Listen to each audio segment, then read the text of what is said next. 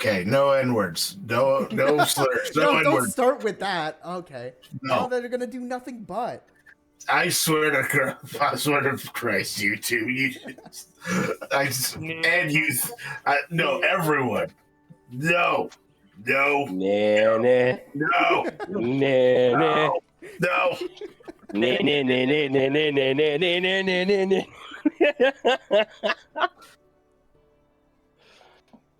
God, quit being such a filthy nagger.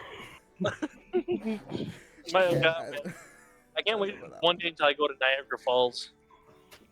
Mr. Triggerfish, how much money would you have to Venmo me in order for me to report the last video for hate speech? Me send money to you? No, you send it to me. This is a hostage situation now. No, I need the money. I need it. I really need this, please. Please. I haven't gotten right. a single cent from our antics so far. So if anything, I'm the one putting in the work. All And the right. Humblewood folk ain't gonna claim it because they want nothing to do with us. What? You telling me someone doesn't want to sponsor Striga? Try this new Striga flavor. It's, All right. it's a gamer subs flavor. Oh my God. You can taste the poverty. You can taste the stimulus checks. Holy shit. Taste of Okay. Poverty is amazing. So write it down. What Write do it you mean down. taste Call of Pat. poverty? That would just be nothing because you're too poor to buy anything. Oh my That's God. not very imaginative of you. All right. Last time on the Humblewood, the adventurers had just set up shop inside the town of Marshview, where they had been tasked with investigating claims of a Gerbine wind touch that was supposedly giving out blessings and creating a stir within the town. During their investigation, they determined that not many people have actually seen for themselves this Gerbine, nor do they have any very close associations outside of the family. Sir Picard, when he went to investigate the Greenkeeper household, came across a group of bandits that were attempting to break into the house for nefarious reasons. He, alongside his companion Ritz the Cracker, valiantly fended off the assault by the bandits and spoke with the family later on. They revealed that Tempa Greenkeeper, the wind touched in question, was actually an outside relative. Her immediate family was killed in the fires throughout the Humblewood, and so she was taken in by the Greenkeeper farm in Marshview.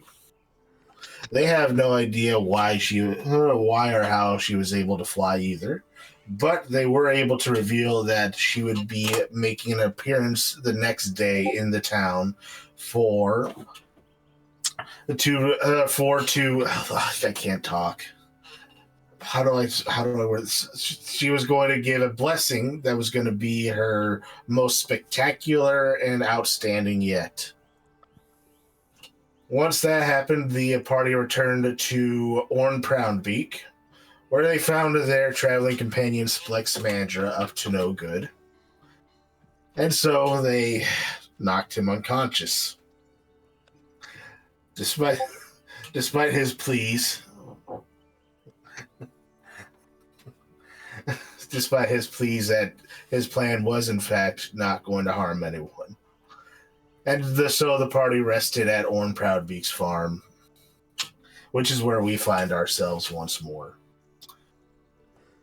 Where Orn Proudbeak starts to ring a bell outside of the house. And you can hear the clang, clang, clang as he's ringing the dinner bell. Breakfast time!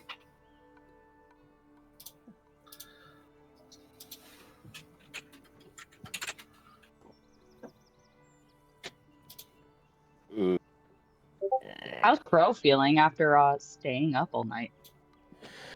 Crow is having a hard, like, he's that bell is loud, but he's like, It's like being in a deep sleep. So it takes a few rings, and then he's like, All right. Just sad crow noises. What about 5 more minutes.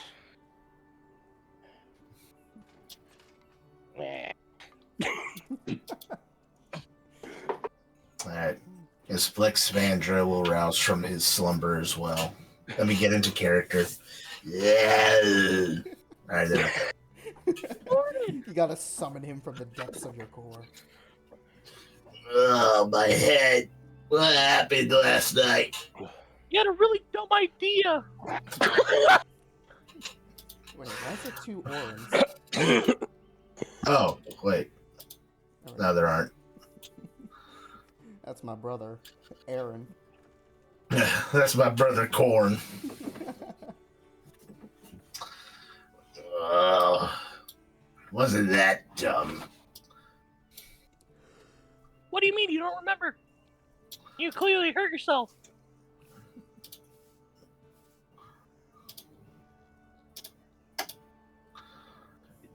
Yeah, you're right. He doesn't remember.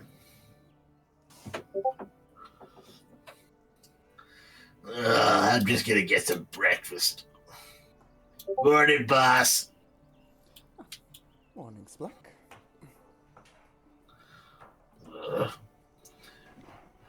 I'm gonna head inside for some chow time. I hope that doesn't earn me a knock upside the head. Does he remember getting hit?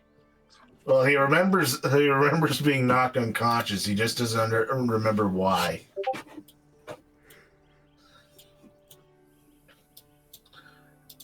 Soren Proudbeak is going to be moving throughout the house, getting breakfast ready. I hope everybody likes mashed potatoes. Worms. Worms? What do you take me for? Some sort of city slicker that can afford worms? I grow vegetables here. Now shit out. What the heck are there 2 bananas on the table here? Well, it looks like one's on a table and one's on like on a countertop. It's an extra banana, just to be safe. I've never had mashed potatoes for breakfast. Interesting. I mash them up. I can also hash them, and I can slash them up, and you get some potato chips. I can mash them, I can slash them, I can hash them, I can bash them. Anything that ends with hash, I can do it to them. Yes, on your plates are going to be a large pile of variously prepared potatoes. You've got baked potatoes, mashed potatoes, hash browns, tater tots. Ooh. Fries? Yeah, fresh fries. How common are these types of foods in the Humblewood? Oh, they're pretty common. You know, you've got your standard vegetables like carrots, cabbages, cucumbers, Okay. and other vegetables that don't start with C. I just had to check because I actually wasn't sure if Bakura had like normal food, but yes. Of Okay, course, so yeah. she will eat it just fine. What were you, living under a rock? I always Oh, prefer a nice That's a steak. character idea, Patrick Star. Well, I'm afraid I don't have the budget for beetle steaks. Who said anything about beetles? I did. That's what we eat around here. Well, some folks eat beetles. Me, I just raise them for the milk. Being a cannibal in the Humblewood is nice. We find out that Crow is secretly Everybody's- cannibal now. Everybody's tasty. I could go for some fried chicken right now. Don't joke about finger licking. We're just hoping he's still alive. He's My just a good little friend extra Oren crispy, it's here. fine. Looks like a family bucket. From across, A 10-piece all in himself. across the land, you just hear this. See, he's still alive. Yeah, he's alive. Of course, you wouldn't kill off your most profitable character. There is a raid here. I know. I think Mr. Proudbeak is coming into a close second. He's a good guy. We're just a really big fan of roosters. He's only a regional locked character though. Yeah. There's just a border he can't cross. I can't get into Alderheart. I don't know why. Yeah. Apparently they don't like my kind around these parts. And Orn will turn to Mr. Picard. Well, young man, you want something to eat? No, I'm fine for the moment. We have some work to do today, and I believe it'll be better to get food out there. All right, shoot yourself. Then he'll turn over. Yeah, I didn't think your friend was such a picky eater. I got nice fresh potatoes. You don't want none. Sir Picard. But as what's much as we- taters, precious? Sir Picard, as much as we won't have all day to lollygag, we might as well get our fill now. Better to be prepared on a full stomach than an empty one. Fine, I'll join in. There you go. There you go. And Orn Proudbeak will heap a large helping of fresh potatoes onto your plate. Let me take it raw, please. Oh god. Raw! What do you mean, raw? I'm not gonna make a joke. I'm not gonna make a joke. I'm an adult. I'm not gonna make a joke. No, make the fucking joke. I said I make the joke. Oren just slobs a whole freshly picked potato into your mouth. Wait, isn't Ritz like 2 feet tall? Yes. Yes. That potato is way too big for him. He's gonna choke on that. Who said Who Please, said I was gonna take it gentlemen. into one plate? He can't take it down his throat. That's too much. Now, don't laugh. Cringe. Shut up. I've had to swallow more in the coalition. I look Yeah. left in the coalition, you know, face down, ass up. Why the heck do you want a raw potato when I've got nice cooked ones right over here? It's what I'm used to. Suit yourself, young man. He'll walk over to the counter and take a freshly picked potato and hand it over to you. Bone apple teeth. Bone apple teeth. Bone apple teeth. I'm And sorry. he'll- I'm very aggressive. And then while you guys are eating potatoes, Mr. Proudbeak will take out of the oven freshly made confit bialdi. Oh For gosh, what are you himself. supposed Potato to? dishes, didn't you? You son of a bitch! You just looked up potato dishes. I hope everyone got themselves a good night's sleep. I know I don't have that great accommodations, but the hay's warm and you got a roof over your heads. Oh yeah, something worse. It's all right if I take one of those 2 bananas with us on Yeah, sure. I have no idea where those bananas came from, but you can have them. Sorry. And Crow can go ahead and add 2 bananas to his inventory. Oh, 2 bananas. I'm so generous. It's like we're in the middle of a farm in the medieval period. Where the heck would this guy get a banana from? See, that's a real magic ability right there. It was oh shoot, what's her name? I always forget it. Elsa, Emma, Eliza. Eliza, thank you. It was Eliza's wind-touched abilities. Maybe that's what it is. Eliza's not a wind touch. She's the merchant. Oh, not Eliza then. What's her name? Tempa Tempa. God, there's too much. has nothing. Triggerfish, I need you to give me a wisdom save. I don't. Let's just see if you're, I'm really let's just bad at get- remembering her name. let's just see if you're going if Lou's suffering from dementia, Dementia.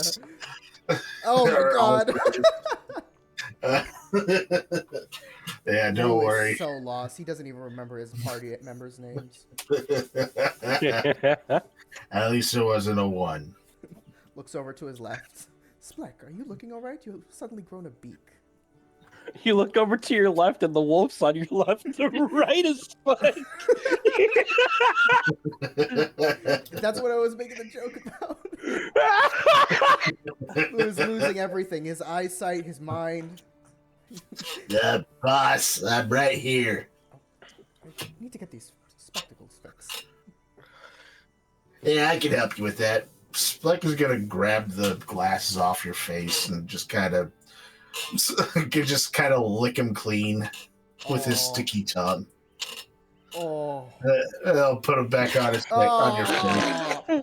Lou will like take off the glasses and like a little bit of saliva sticks to his face. Thank you, but I prefer them dry, and I'll pull out a handkerchief and clean them. Look at you, Mr.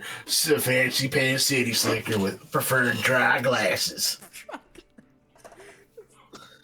Back in my day, we didn't have the luxury of drying things out. We just waited for the wind to just come along and dry everything out. We prefer things wet and moist. That's the way we like it on this farm. That sounds Now. so practical. Now, since y'all are gonna go off into town and try and talk some sense into Tempa, just let her know that she's still got a friend here. Will do.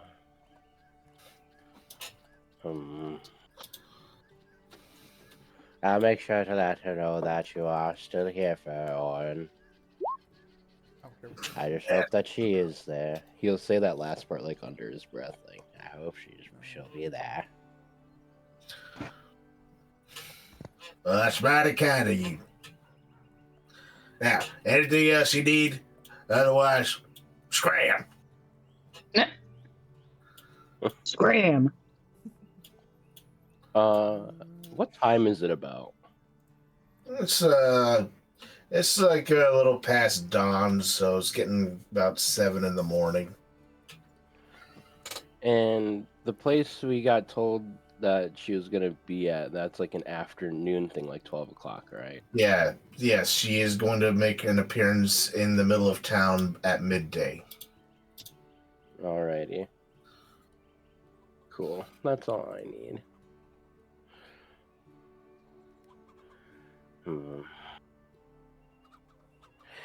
Right here. We've got some time, Jill. Why don't we go check out to the town and make a little spot for ourselves while we wait for the midday and see if she arrives.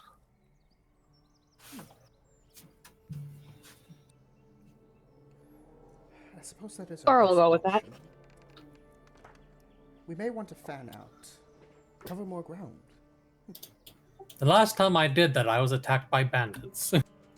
Oh, okay, I'll go with Maybe we should just follow the quest instructions this time. Let's do that. Serpentine and Grits, you go off on your own.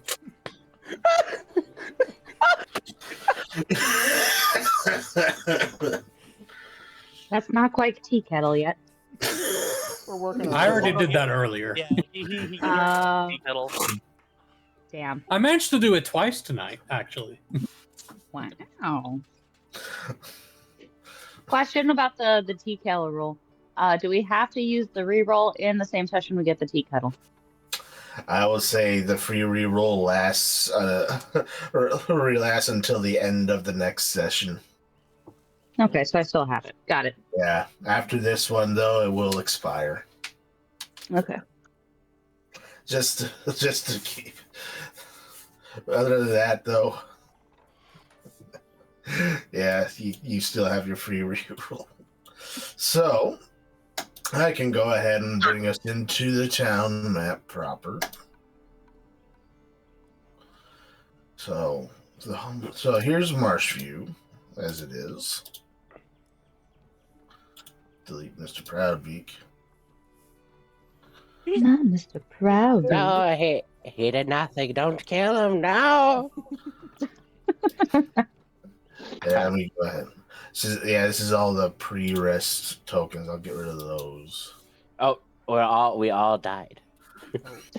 Guys, We got campaign. TPK.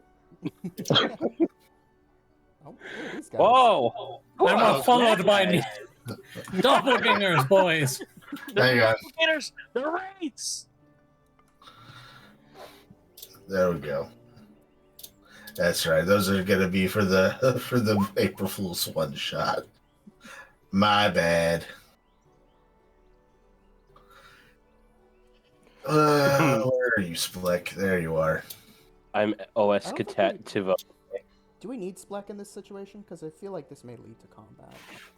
And Splek doesn't Well- have the word. Yeah, We can run. Yeah, Lou. You'll notice that Spleck's just been rubbing his head constantly, where there's a little red bump, or where Rich punched him. You had it coming. Yeah, he did.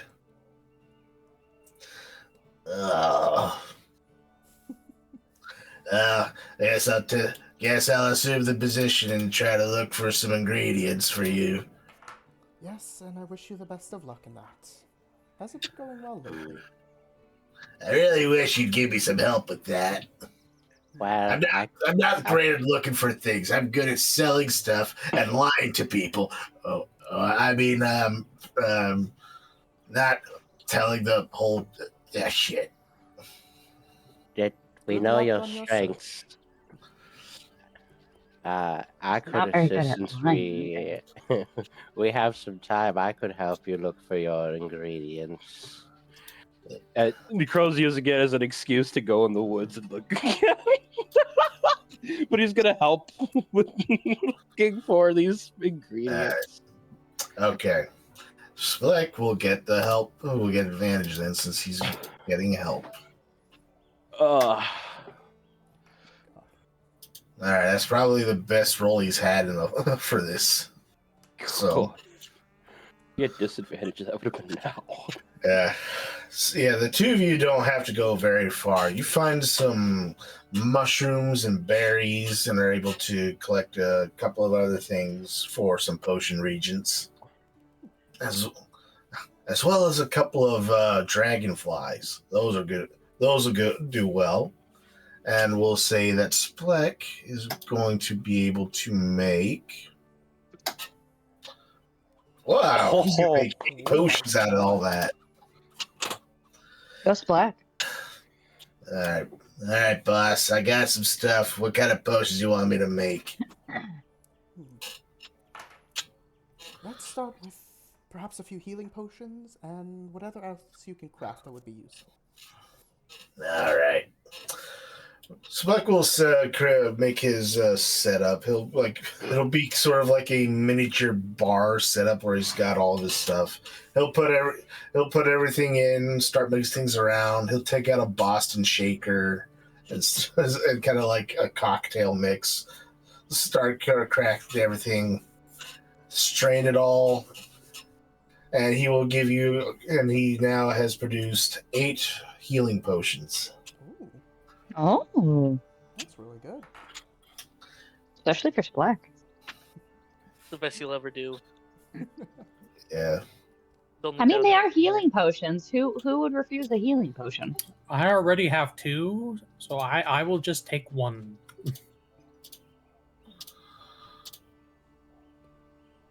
I have. You can split up the other 7. I have no potions of healing.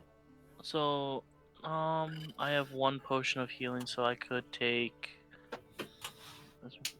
2, 4, 6. Yeah, I could take 1, and the rest of you could split it up 2 evenly. Okay. These are regular healing potions, right? Yep. So 2d4 plus 4. Nice. That's actually pretty good. Yeah. Good. Are those? We should probably test to see if these are good potions. Yes, I I'm was kidding. going to ask the validity of these potions to make sure that they were actually good. They work. Don't worry. I kept all the bad stuff out this time. Alrighty. Nicely done, Splack. Yeah, finally my efforts go appreciated for once.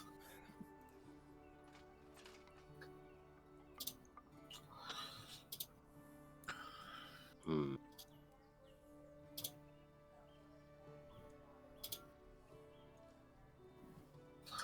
All right. Yep, and as you guys enter the town square, the house, large crowds have already gathered as vendors are selling their wares and their trinkets. You've still got you've still got a lot of people that are selling like Tempa Greenkeeper themed merchandise. Lou, however, Oh, there is a gentleman that does seem to be selling standard. That does. You know how you can go to a swap meet and see like different like junk stalls and everything like that. yeah. You do see a stall that's belonging to a man that does seem to be seems to be selling stuff like that. So he seems to be attempting legitimate sale of scrap and whatnot. Oh, Lou will go over and take a peek. After letting the party know. I'm going to take a look at that vendor. Seems to be offering some good stuff. So making sure he doesn't just vanish into the crowd. Yeah. Make sure his dementia doesn't cause him to wander. I Where's the shall nurse? walk with you, Lou, and inspect these gadgets as well.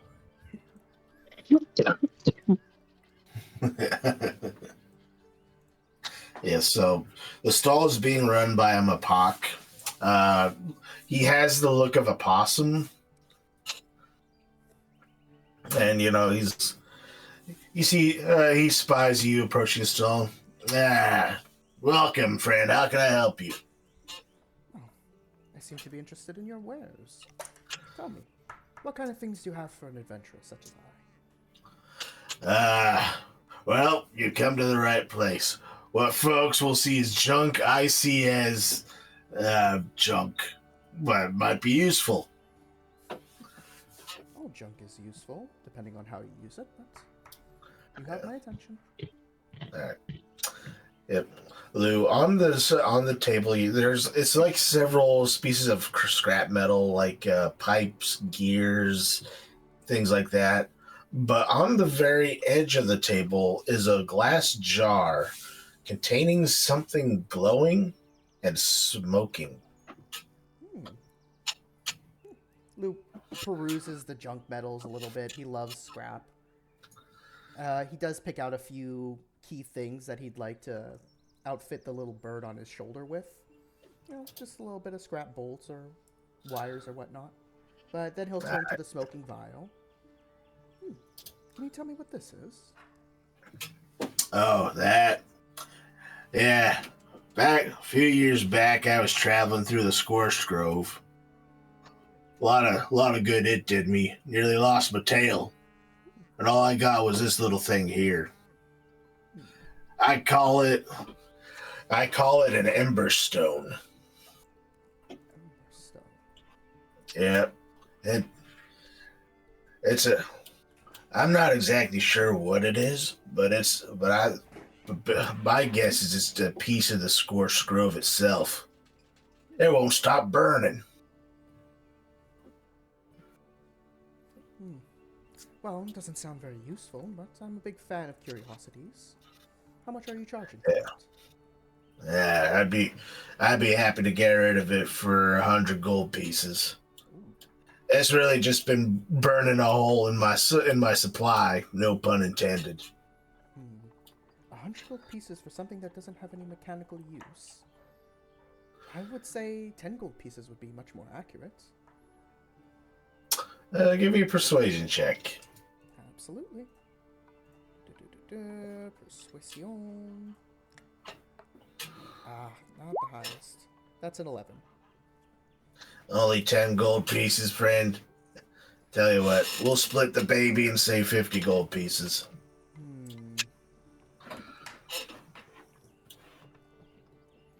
I tell you what. I've come across some of my own personal wares. If you were to lower it to, say, around 20 gold pieces, I could throw in one of these, and he'll hold up one of the healing potions. It could be very important to carry on a journey. Who knows next time you need to repair your tail.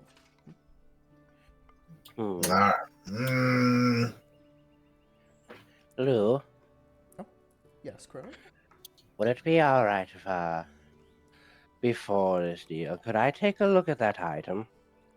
And I would like to motion to it, and I would like to use my appraising eye feature as a corvum. Let me go to my species traits here and get the appraising eye and put it here for you. I can spend an action examining any object. You can determine any magical properties the item has, how they might be used or activated, as well as fair estimation of market price. And I can use it once. I must complete a long or short rest before I can use it. So I just want to make sure that Lou isn't getting ripped off, or and yeah, I want to make sure Lou's not getting ripped off and understand what this item does. All right. Using your appraising eye ability, the Ember Stone is a simple magical item that will that is just a glowing. It's a glowing hot piece of, say, of what we. What would you Well, find it's in just it would be sort of like how you see in a campfire. You got the glowing embers of wood that are still a little hot and crackling. like Kind of charcoal? like that. Kind of like charcoal, except that it burns continuously and doesn't extinguish. However, with your appraising eye, you are able to deduce that through Arcana that if you were able to tinker around a little bit, you could get it to burn a little bit, burn much hotter. Sort of like it, almost like it was almost like a never-ending fuel source. Like, Now, Lou, okay. as you do recall, the Inventors Guild did ask if you could find something from the Scorched Grove to use in one of their inventions. Oh. Does Crow tell this to Flamethrower. Lou? I would you know what? Lou could make a flamethrower. He has firearm proficiency, and I want to use it. Yeah. Is the 100 gold pieces that he's asking for fair market price for this? As I can take a gander at it. Yes, 100 gold pieces would definitely be fair. It's actually 100 gold pieces actually does seem to be well under the normal asking price. It does seem like this gentleman just doesn't have a lot of use for something like this, but the Inventors Guild might. Or So not then the Inventors Guild. So then I will whisper to Lou, actually, if he accepts that deal, you're actually making quite a steal. This is something that, if you were to mess around with it, given your abilities, it could turn into a brighter, endless fuel source if you continue to tinker with it. You're making quite the steal already at 100 gold pieces, but making it lower, if he accepts these terms, is even more of a steal. And I just so happen to know of a certain group of lovely individuals who would benefit from a endless fuel source. And he'll turn back to the Mapak.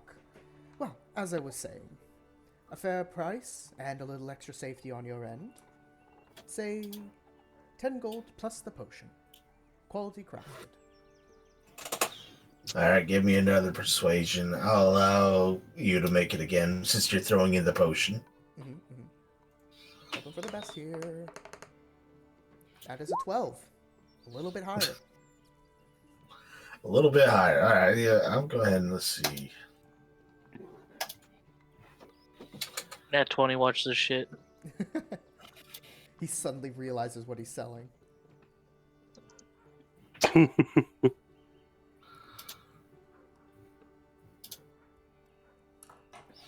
You, my friend, have a deal.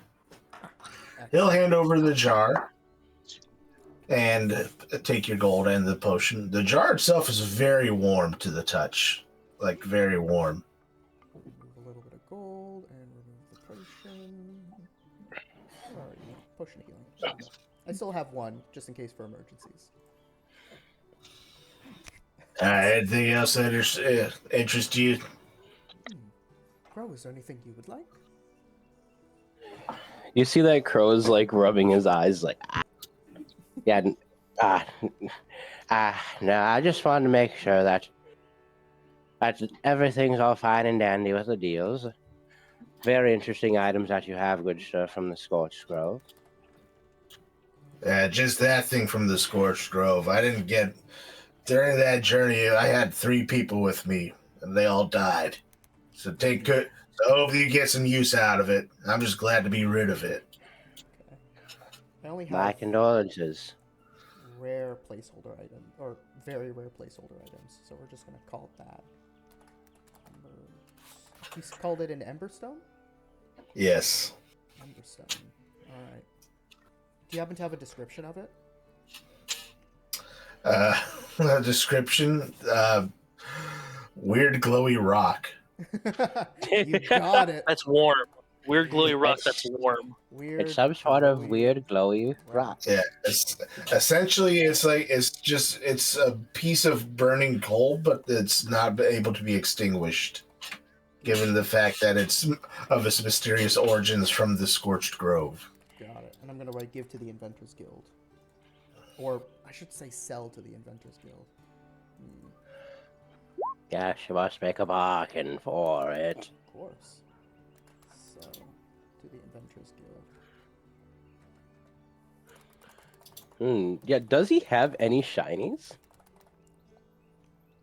Anything that would like shine or like has a gleam to it on this this glowy rock? Because Crow would be interested in something shiny. Something shiny.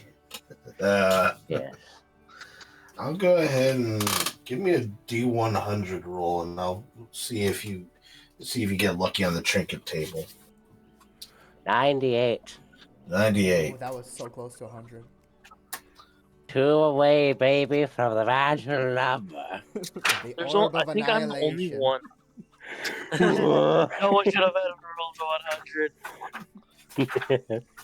I believe I am the only one that has rolled 100s. I've rolled 2 100s in this campaign. Yes. I need, Okay, so I need to roll 100.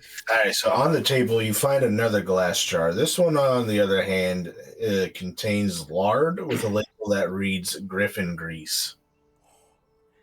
Oh, It's a euphemism. interesting. Well, you gave it to him. Excuse me, what, where did you acquire this?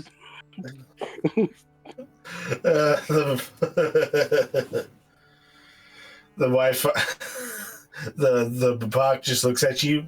Trust me, friend. You don't want to know. How much are you trying to get rid of that for? I'll just take that off my hands for 10 gold. Tell you what, 5 gold, and we won't ever speak about this to each other again. Deal. I just grab it like, I don't know what this is. But Yeah, like Lou's looking at Crow, and there's a weird expression on his face. Can I ask why you procured something like that? I Like I don't, told your friend, you don't want to know. I don't know, to be honest, Lou. This seems like there's a mystery about it, and we're normally finding a bunch of interesting things, but it says Griffin Grease on it, so that was the main thing. In big bold letters. You could tell that as Crow's looking at it, he's mainly focusing on the fact of the label, as he will also ask gentlemen, does this actually have something to do with griffins? I just want to make sure that that is accurate. No more questions. Alrighty. That's a good sign. Silverpuck is just kind of like got that 1,000-yard stare. It's just like, Thing I stop have to do for this asking. grease. Stop asking. My hands will never be clean again. Alright, we'll take this griffin grease. I regret asking, but is it sloshy? Is it thick? Is it sticky and white? No, that's not the. That's not the. No, that's not the reason. I am asking. I'm just asking. Does it actually look like a type of grease, or is that Yes. just Yes, it looks like Don't question it. it's Elizabeth. like it's bacon. It looks a lot. It has the consistency of bacon grease. Okay, so it is a type of grease of some kind. Yes. Not like sweat. Not bathwater. I hope not. Oh. He wouldn't market it as you could tell. Water is still water. If it's bathwater, it's still water.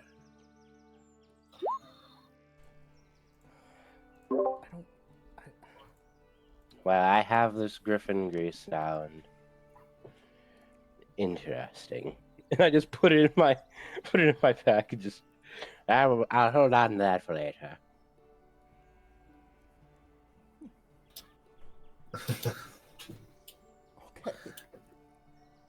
Okay.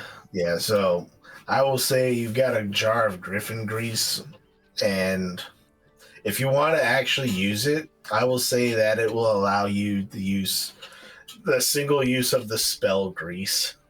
Oh. It's like it's a large. It's not like a small jar either. It's like a huge like gallon jar that just. Yeah. Interesting.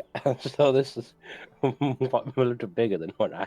And you just open the jar, or I could just throw the jar and it becomes grease of glass, and that's a bad combination. Oh yeah. Imagine Yeah, slipping on please. grease and falling on glass. Yeah. Please don't throw that thing here. I won't throw it here. Thanks. I do not plan on throwing it here. I couldn't possibly imagine the smell of that. Oh, okay. That was upside down. Things are falling. I regret. I invoked the name of something weird, and now everything is falling around me.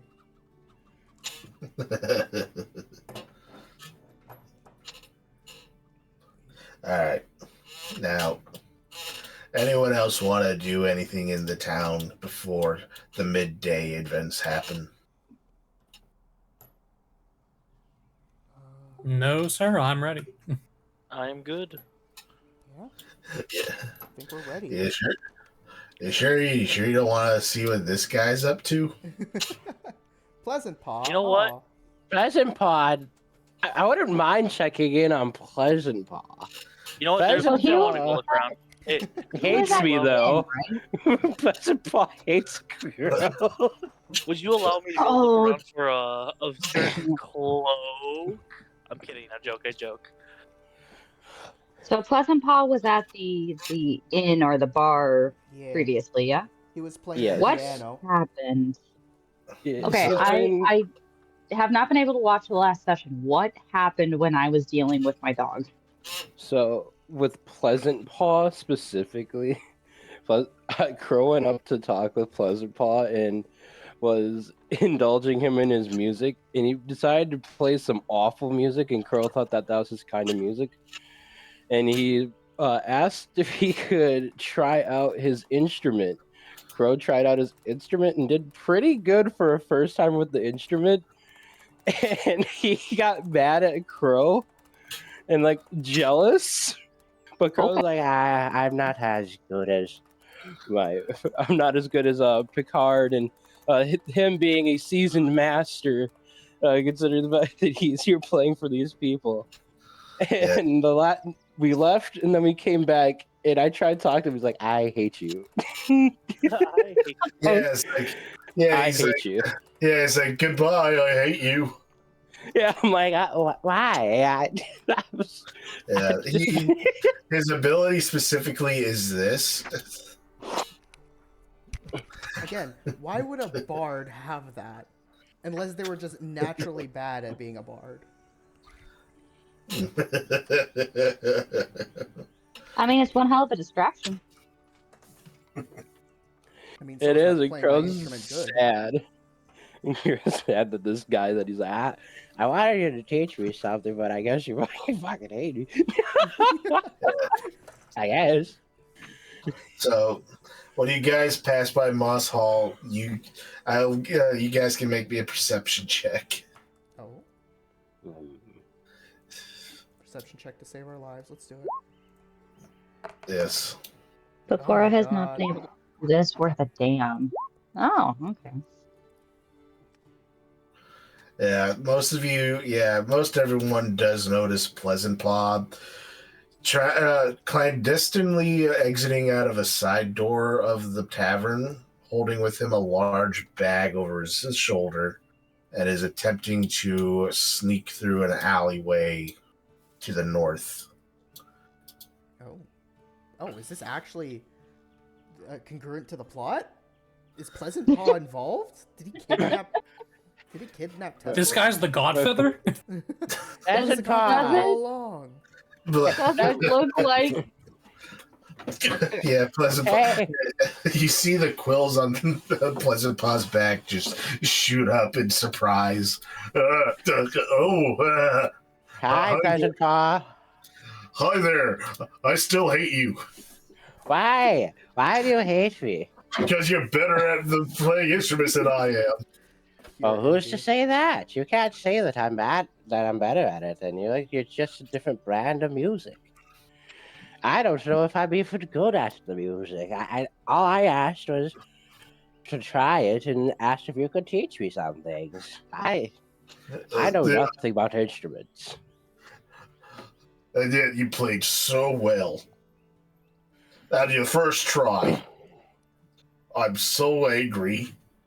I might cry. Hey, that rhymes. That did rhyme. You could make a song with that.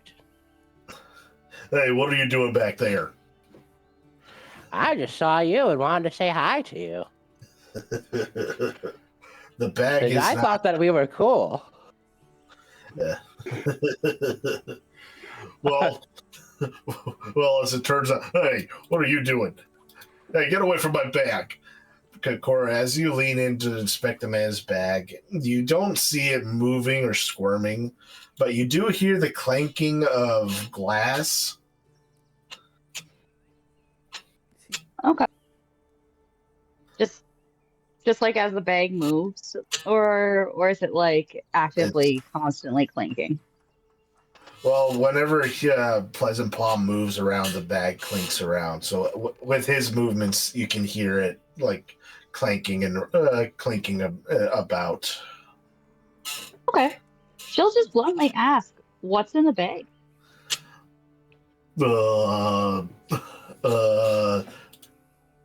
Nothing. Oh my God. All right. I see where this is going. We might as well. Who just finishes the circle? Fucking did what? That's a good deception. That's a very good deception. What? That's a hell of a lot of nothing. Like, come on, fuck. We gotta counter it. Everyone, roll them insights. Inside. This is my friend. Oh, come on, we need you, Crow. Ooh. Yeah, Crow. Damn, girl. Crow's like, Yeah, Crow. no. Yes, Crow. Considering your tense relationship with this man, you don't believe in when he says that there's nothing inside his bag, especially when you hear clinking and jangling from inside. Does it sound like the sound of clinking silverware? It might, yes. Do you have silverware in there? Duh, It's all right to take some shinies. I mean, there are some pretty nice, forks and spoons that really catch the eye and catch the light really nicely. I'm not holding anything. You're holding a bag of something, which is Oh, you're holding right, something. this.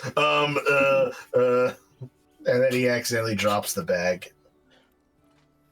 Well, whoops. Out spills out a large a collection of empty wine bottles. Oh. You just got a bunch of wine bottles. I don't know what to be weird about this. Are the bottles full? No, they're empty. But what do you? Well, you said empty. I'm sorry. I'm stupid. Are these empty bottles really empty, Gator? What's inside these empty bottles? This motherfucker already said they're empty. That's my bad. I'm just stupid. Yeah, so the bottles themselves don't contain anything. They've all been used up. But Bakura, your investigation, you realize that you can't read. I was going when she didn't know what wine was. Yeah. Yeah. No, Yeah, if you get- you're illiterate. You can't anything in the future. You cannot read. Yeah. Splik would come up and pick up one of the wine bottles, and he'll. Let's see, where's his intelligence? There it is.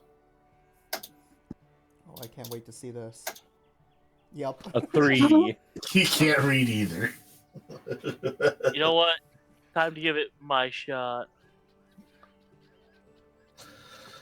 There we go. It's when you read the wine bottle, you discover that one of the labels is a little loose. It's supposed to have the logo of Moss Hall on it, but when you peel it back, instead you see the visage of the Godfeather. Oh my god, he actually is related to the Godfeather. Oh. Why would you have this? I don't. Listen, you guys aren't gonna hurt me, are you? Throw over questions? All right. I'll tell you, but promise me this doesn't get back to Alora. Is Alora also on this? That's interesting. Yes. Thank you for the information. Yeah, she's been buying wine from the Godfeather. But here's the thing: the wine's watered down, but she still charges full price for it. I see. Thanks for you're folding under. You're folding really easy. I mean, we have wits here. It's kind of a natural intimidation factor. The poor man's surrounded. What do you want him to do? No, this is how we greet new people. It's Alora, right? Alora Quickwit? Yeah. Yep. Alora Quickwit. Yep. She's got to deal with the Godfeather where she buys his booze. All I have to do is be the go-between where I take the empty bottles back up to the city and then come back with the payment and the filled-up bottles. So please don't tell anyone.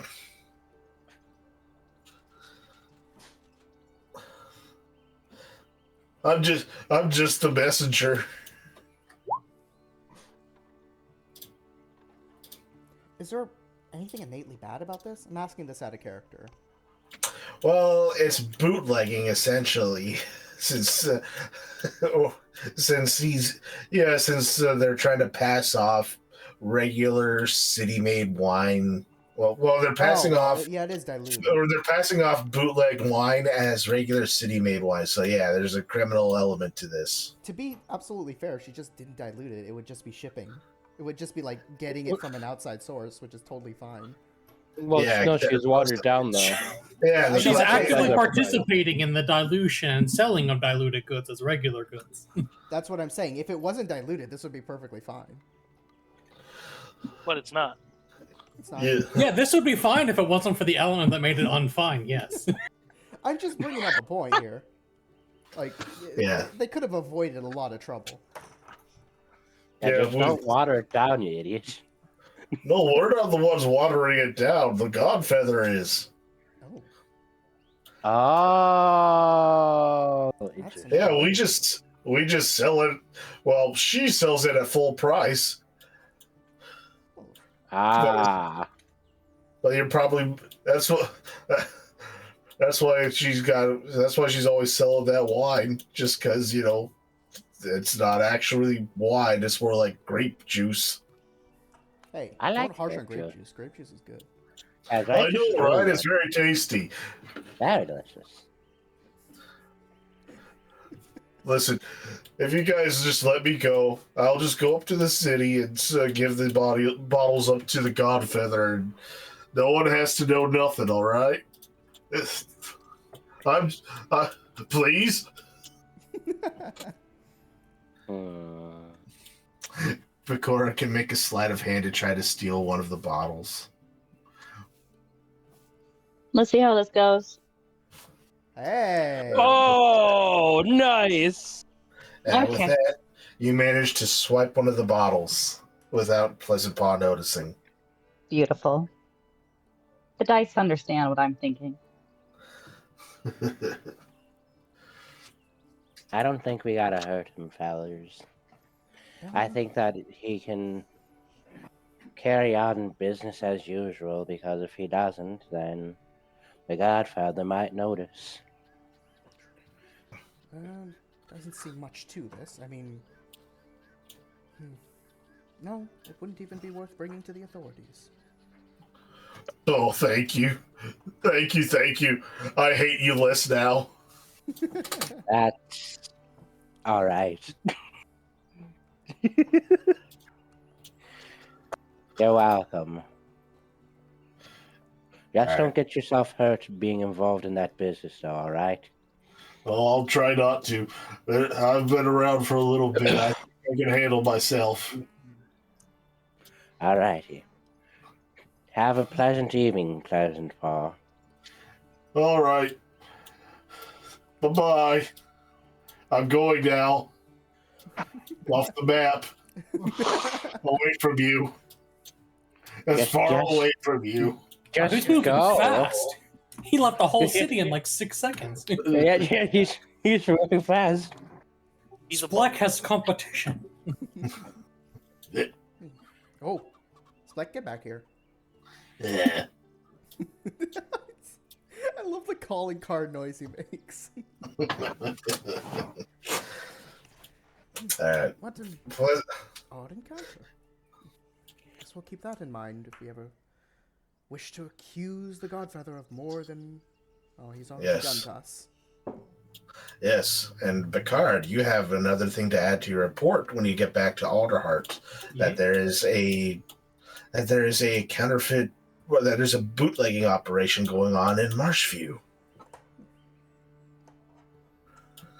Note that Man, down. you're such a great ranger. You're doing such a good job, buddy. It's like these things are just meant to fall in my lap or something. I mean, you are It's way al- touched. It's So- almost as if a benevolent force is acting with you in order to advance your future.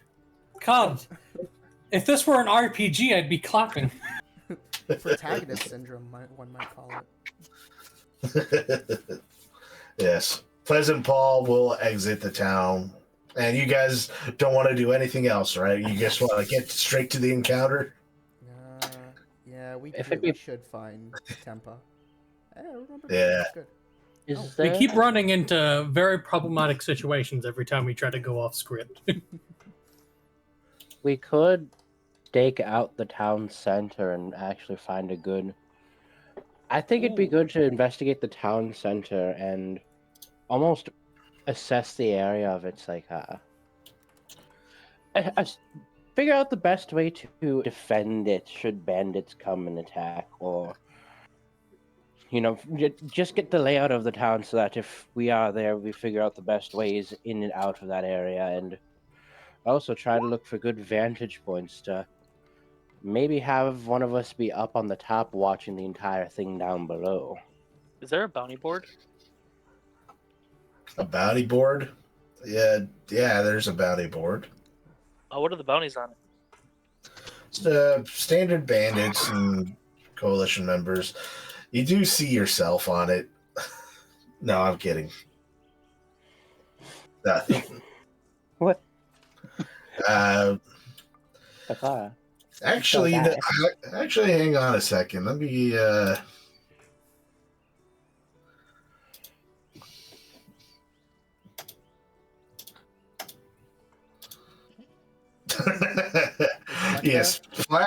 Yes, plastered all over the bounty board are several posters of Splex Mandra. Of course, considering that he's already been convicted of his crimes, these are posters that have been up for a little while.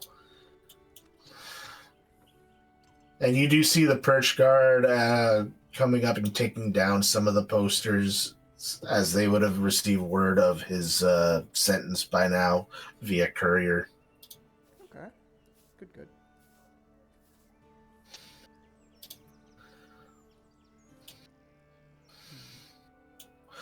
But on the Ritz, you can go ahead and give me another investigation.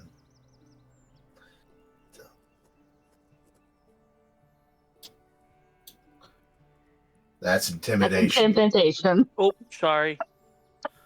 It's right next to You're each other. mean mugging that board. It's the only thing the town has: a bulletin board and a tavern. Your intimidation was better. All right. So with a 6, you don't see any wanted posters that particularly stand out. Just a couple of scofflaws and brigands, but nothing that's got a very high bounty on them. Okay. We'll keep an eye out for him.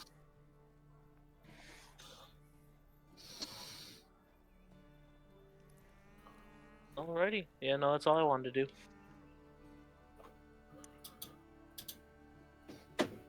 What was that? That's all I wanted to do. Okay. With that, so I'll go ahead and put up a new map here. And you guys can position yourselves however you want. In the center, on the bottom. Well, we can go anywhere, but you have to be on the bottom, Lou.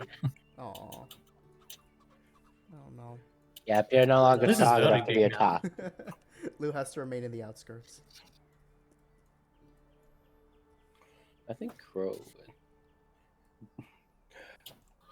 would like to just. We're going from the inn, which I think was in the south. What's that? East.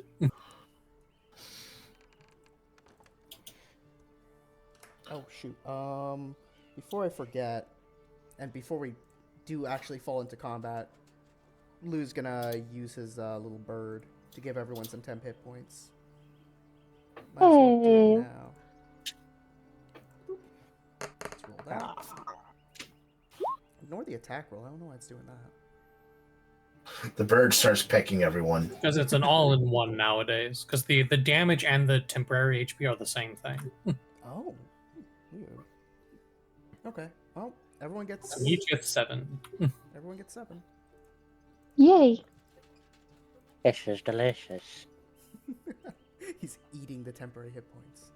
Yummy, yummy in my tummy. And I'll fill him later. Oh dear. Oh, my.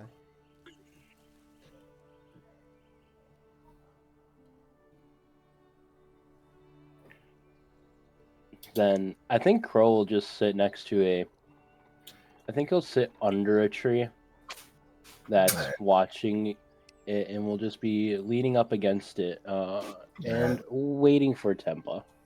Yep. You do see in the market a familiar face, Jono Hanu, that has set up her stall. Oh yeah, And the she'll, merchant. yep, and she'll wave at all of you when you come by. And which one of you has her book that she gave to you? I have remember- never met this person before. Wait, Neither have I. Yes, the only you thing I have. remember her giving You us got is like the Alderheart guide, Yeah, she The gave. Alderheart guide and the I bag of wasn't holding. there. the bag of holding, and then also the I vaguely recall the bag of rope. holding. Yeah, And the she's the rope. one that sold it to you. Okay, I think that did end up in locals' hands. No, Or, sorry, Picard's no. wings. Me and Ritz, I think, split a. No, it was me and Crow split an item. yeah, we split the cost of the rope of climbing.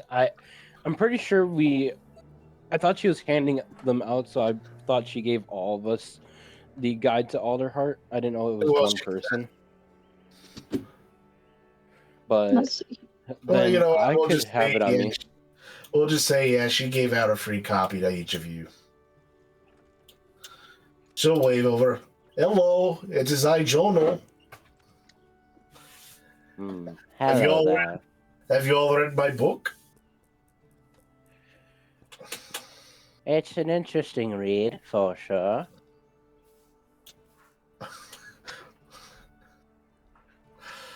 It is but Indeed. a guide, though. Yes, yes, very good guide for big city. Big city. But Jono will like it here. Small village, lots of people. Do you have guide for the city too, or do you only have guides for big cities? Just for Alderheart. I visit a lot there. Hmm.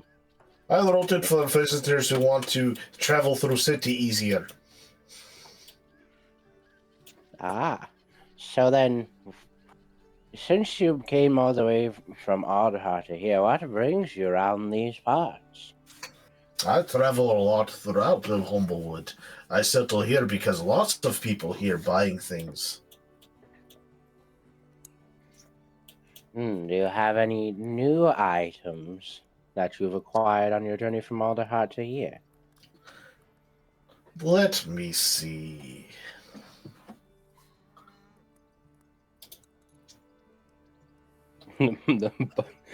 There was that bylaws book that you got was fucking massive. And it's only volume 1. Exactly. There's so much. Alright. Right now, she's selling. What'd I roll there? A 51. 51. Oh. She's selling another bag of holding and. Okay, another 2 bags of holding because I can't get anything. It's just more bags of holding. Very popular. Imagine that. How are you acquiring these? Yeah. If they're that popular, there shouldn't be. Those are places that boggle my mind. I look at our bag that we have, and it still confounds me with the fact that we can fit many things in there, and yet so light. So how do you have this many? John will bring them from home. John will come from great western continent across ocean. Can you put a bag in a bag? Oh, Oh, don't. John convince John will over that. not recommend that. No. Not recommend. It's not saying a hard no. So that is very interesting to note that for future encounters, she said not to recommend. Why would you not recommend it? It's just a bag going in another bag. These are not just bags. These are magic bags. You put infinite void inside another infinite void, and boom! Oh, that does sound very bad. It is very bad. Please do not put bags in bags. Wait, if there's an infinite void, how is there a different infinite void? Joel only salvage items. Joel does not know how it all works. I did not study space physics for this. Jungle You doesn't go- like listening to Wizards of Coast. Wizards of Coast make bad decisions. I mean, Do not trust they the are wizard from the on the West. coast. And if it's an infinite void, why can we only store 500 pounds? Yes, why is Void there a get weight? tired too. Why is there a weight limit if it's an infinite void? Why is there a limit? Jungle did not think As- this far ahead. Joel does not have answer to every question. Jungle is limited to the knowledge of the DM. Crow will lean to the group. Guys, we have to make sure the Godfather doesn't get a hold of Jodel. He has infinite bags of holdings as a weapon. It is insane. Oh, they're very sweet to protect Jonal. She'll lean down and kiss Crow on the head. Aw. What?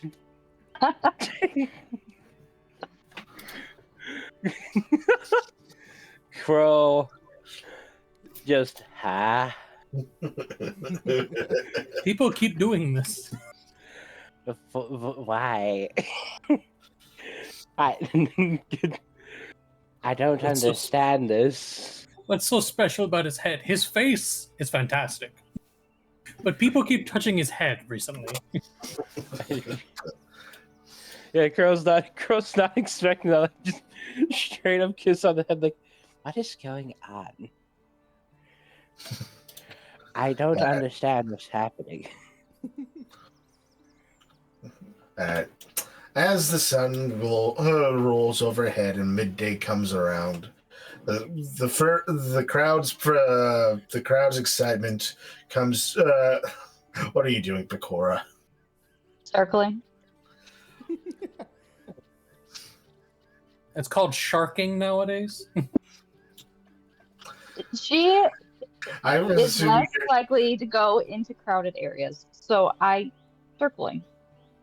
she's jogging around. Nah, this woman is all legs, so she's just walking. Oh yeah, all legs. Yeah. Great. All right. So as the midday comes around, the fervor of the crowd reaches a fever pitch as people excitedly anticipate the appearance of Tempa Greenkeeper. Bless you. Bless you. Oh my It's literally breathtaking. Jesus. Jada, are you what time? Oh, brother, are you alright? I'm fine. Is it breathe, fresh damn from you, your breathe. surgery site? No. It's His surgery's been weeks old. He can't be using it as an excuse now. I laugh so hard I give myself a coughing fit. Interesting. He straight up died.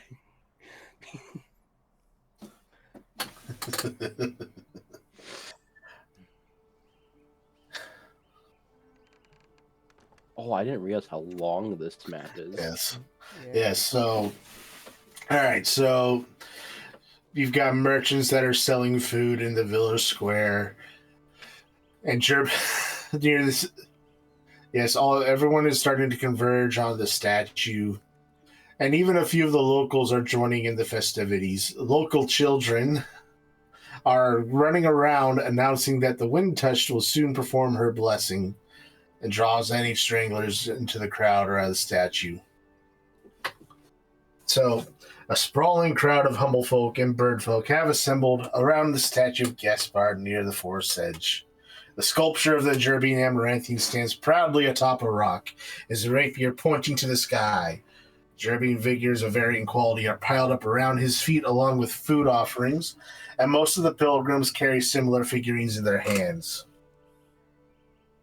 Suddenly, a figure bursts forth from the nearby tree line. The crowd erupts in cheers and tears as a very small, young, grinning Jerbean glides into view.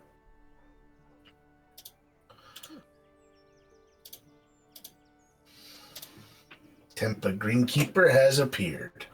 out. She can actually fly. Oh, that's adorable. Yes. You can see that she's wearing a pair of artificial wings that appear to be made out of bright leaves and mimicking that of bird feathers. She glides in. She will glide in on the wings and and land atop the statue here. However, she immediately sheds the wings and with one bounding leap jumps up and does the impossible. She begins to fly.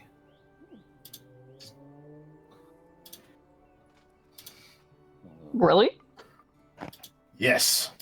Uh, This gerbine without wings is flying of her own volition, carried aloft upon the air, not dropping once. And she's going to each she goes to each pilgrim and touches them, gives them her blessing. She'll do the same over here to Sir Picard and Lou and Ritz. As she gets close, not that he doesn't want to believe in miracles, but Lou is going to glance and just see if there's anything running off her. Magic, exhaust, something. Yeah, go ahead, give me an Arcana check, like Picora did. And failed. Don't fail, Lou. I can only hope for the best. Oh my god, that was so close! Ugh. May I do one or no? Yes, I would like to do That an is an Arcana unlucky roll. check as well as Crow is looking at this and I'm not trusting this. Oh, where are you going, Picora? You get a blessing too. She Picora starts will, like, running and the Gerbine is instinctively... chasing. She will instinctively duck, for the record. Yeah. Lou Yes, even that one. Oh my god. I know, I'm really upset because it was almost We're a not 19. allowed. We're And- not allowed to call this woman's bluff. Yeah. So she hovers in midair for a moment as the crowd cheers. Some of them begin to offer their prayers to her as well, which is what the Inquisition of Gesmi was hoping that would not happen. Now, Lou and Picora, you have no way of explaining. This does appear to be a miraculous, fantastic intervention of the gods. A young gerbine flying around. But Ritz, you're a little more skeptical. And as she flies around, you can kind of see a blue shimmering twinkle that leaves a small trail wherever she goes. It's sort of like how with Tinkerbell when she flies around. Fucking fairies! I fucking knew it. Yes, the Can crowd. you say that aloud? No. Okay. I will actually, you know what? I will go over to my boy Lou.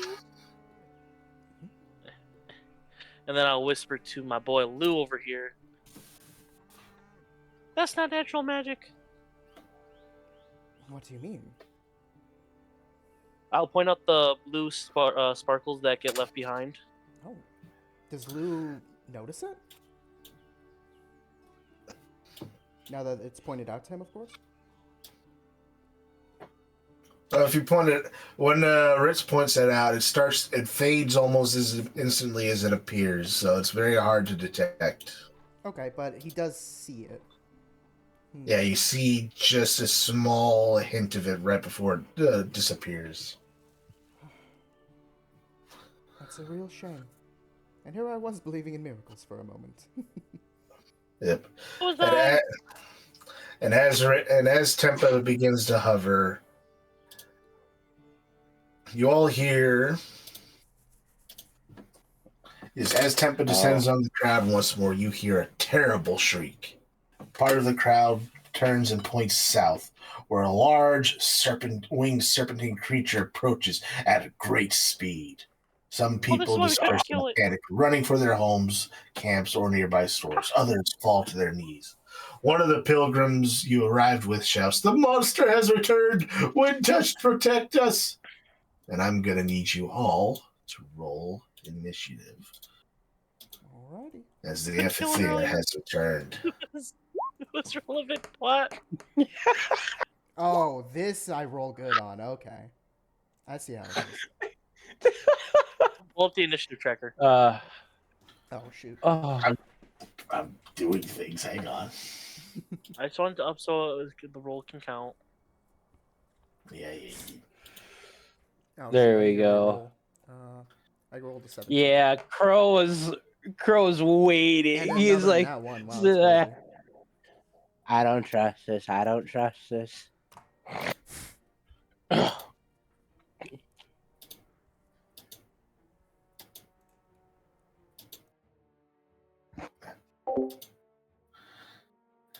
All right. Oh, Lou. Oh no, you got a 17 for initiative, but Yeah. that nat one. I'm getting a lot of nat ones lately. I'm gonna purge my dice again. Because Yeah, let's apparently I all didn't do purge that. our dice. Remind me how one does that. You just roll 60 20s. I do 5d20 because it's easier to count when I'm above half. Oh, there go my good rolls. Ye- I purged them, just not in the correct direction. Alright, so if you could take a few of those nat ones for me, Serpicard. Don't worry, baby, I got you.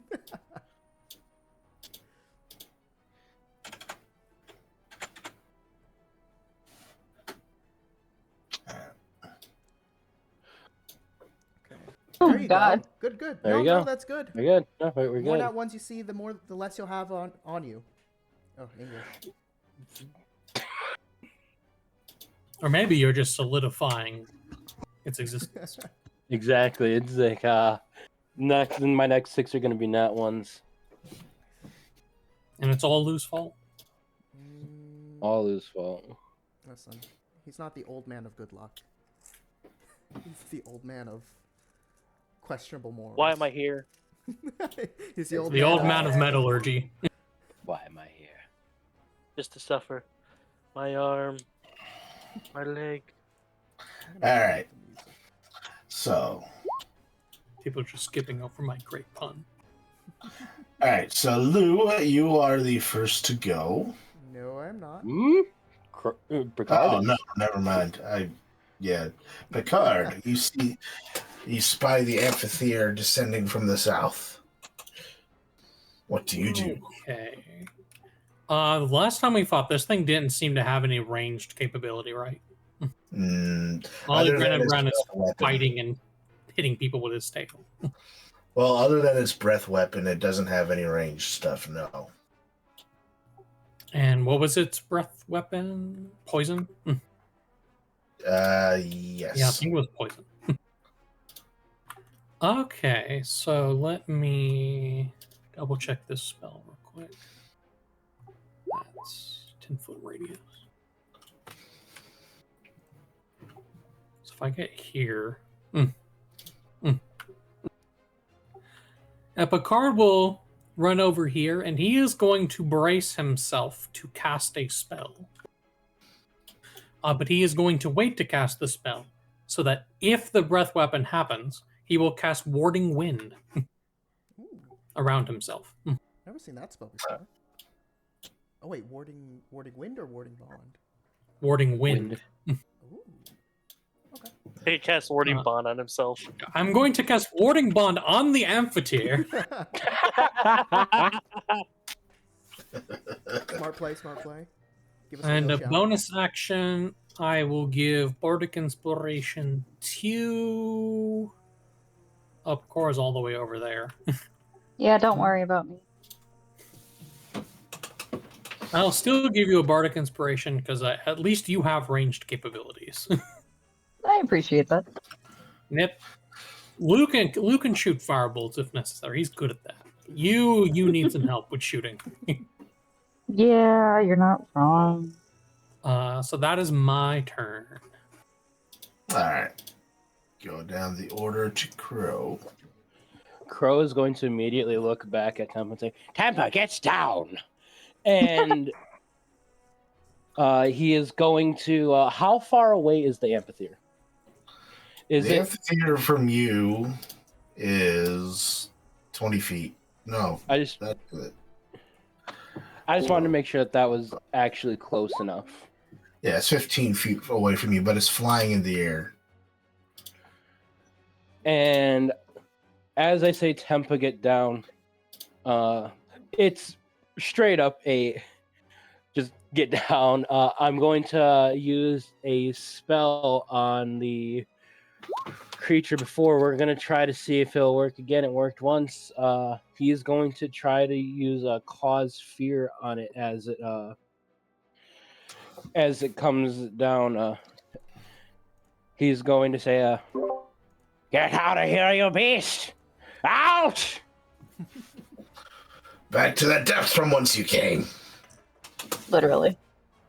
Yeah, I'm pretty sure you did this last fight too. Yes, I did, and I'm hoping it works again. DC 14 Wisdom save.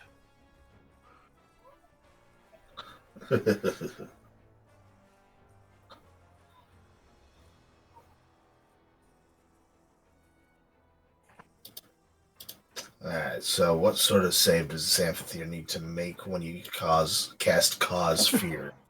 A Wisdom save, DC 14. DC 14. Alright. Nice. Alright. Congratulations. The amphitheater is now frightened of you.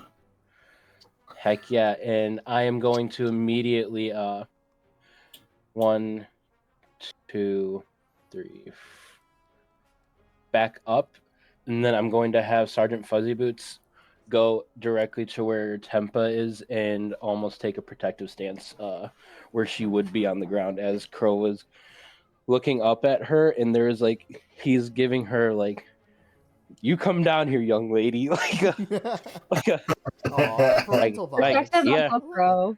Like, you're a child. You don't need to be in this fight. Get down out of the air. Alright. And that'll end his turn. Cora. Cora. No. Nope. No? Not Cora. No. Goes Lou next. What is going Really, on? Lou's next, but he's got a 17. 7. I got a 17. Lou Yeah. got a 17.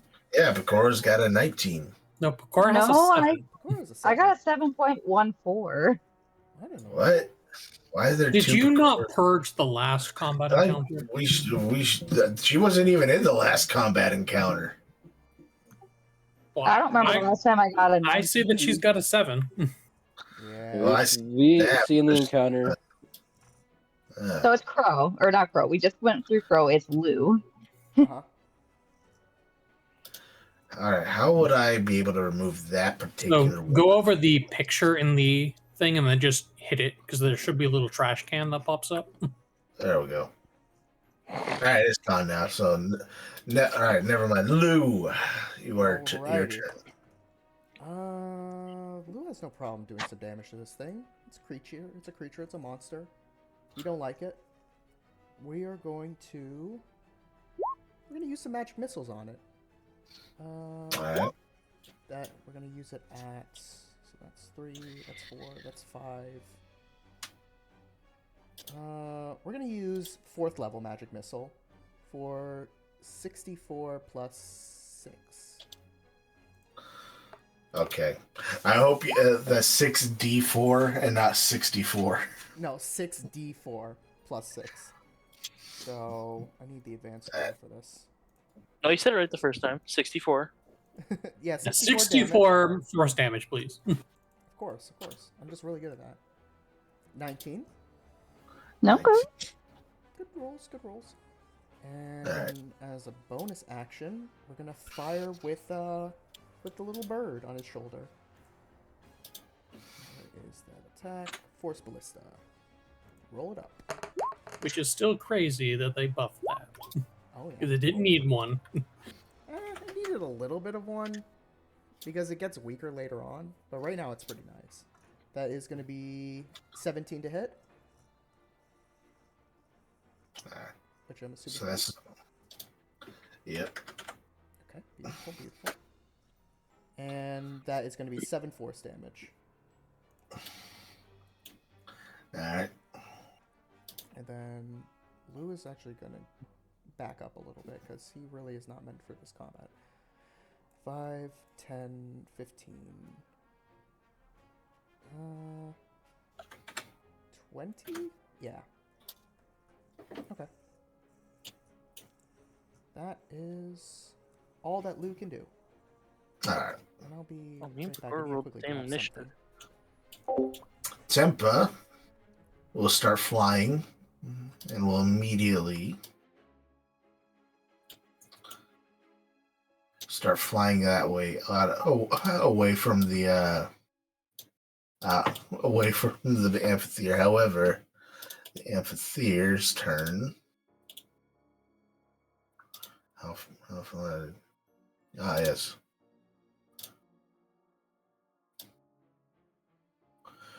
Will immediately begin flying after her. Since he's flying away from Crow as well, with the cause sphere, he will attempt a bite. God, I told her to get down. She's a little girl. She's frightened and panicking. It's a 24 to hit.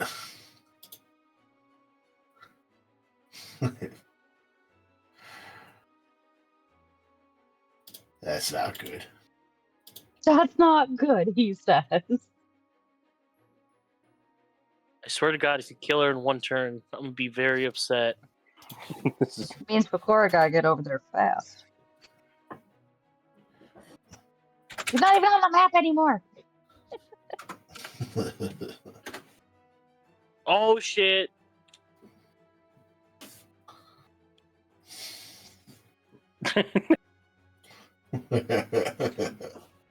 And then so she takes 11 total damage, 5 piercing and 6 poison. Is she dead? No.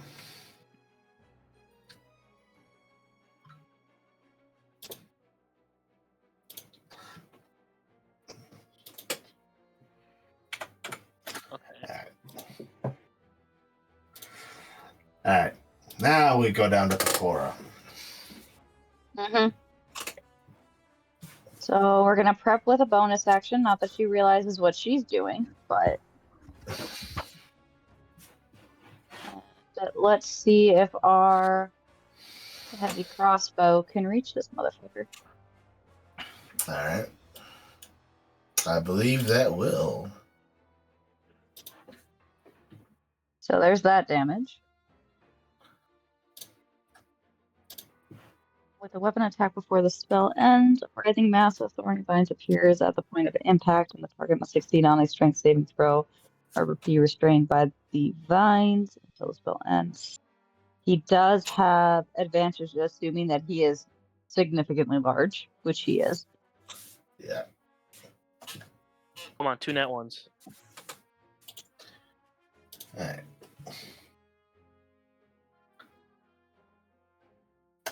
And his strength is or what he has to beat is my spell save, right? Yep. Yes. Yes. Which is 12. Yes. Oh, Fucking hell.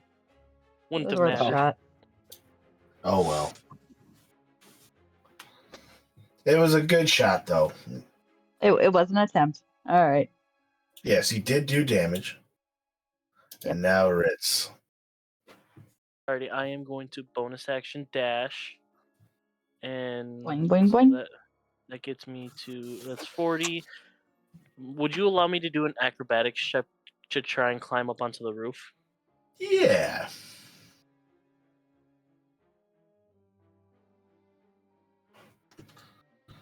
God damn it! It's a 10. Alright. Fortunately, this homeowner hasn't been taking good care of his walls. The vines don't reach up all the way. Actually, no, he's been taking very good care of his walls. The vines have been cut down and don't reach all the way to the top.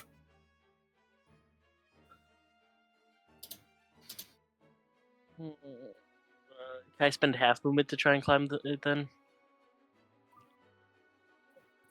I suppose. Yay, because I'm going up. How tall is it? Well, it's a building. It's gonna be like 20 feet tall at minimum. Okay, so to get right here, to get onto the roof is all the rest of my movement then. All right. And then, fuck it, I'll use my action to dash then, which then would let me close the distance. All right. That's my turn. Okay. At the end of the round, the amphitheater and will continue to chase Tempa Greenkeeper as she retreats into the forest. And we're going to go ahead and go into another phase of the encounter here.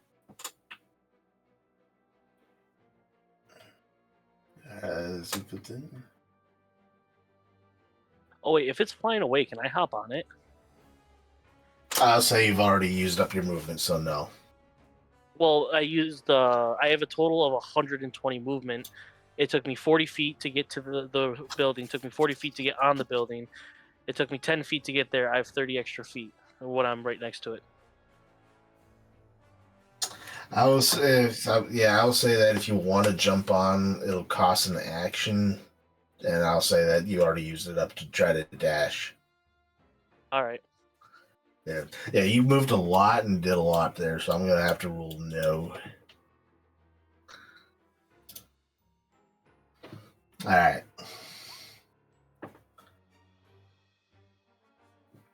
All right, so these two. Well, so I'll move these off of the map for now.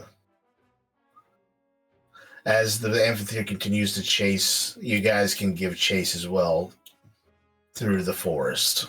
So let me bring up. So in order to get to her, we'll go ahead and go through the turn order here. To chase through the undergrowth, I will need you all to give me an acrobatics check to clear the area. So we'll go down the way. So we'll go down the order. Mr. Picard, you succeed. 16. I'm All right, Crow. All right, you succeed. Lou.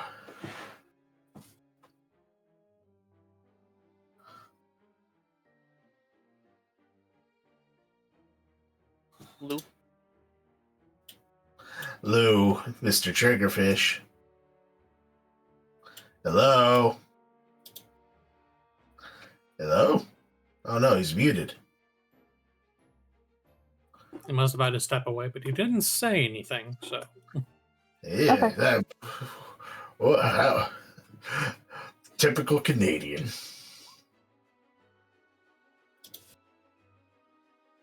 All right, so Pecora, you fail. You're going to.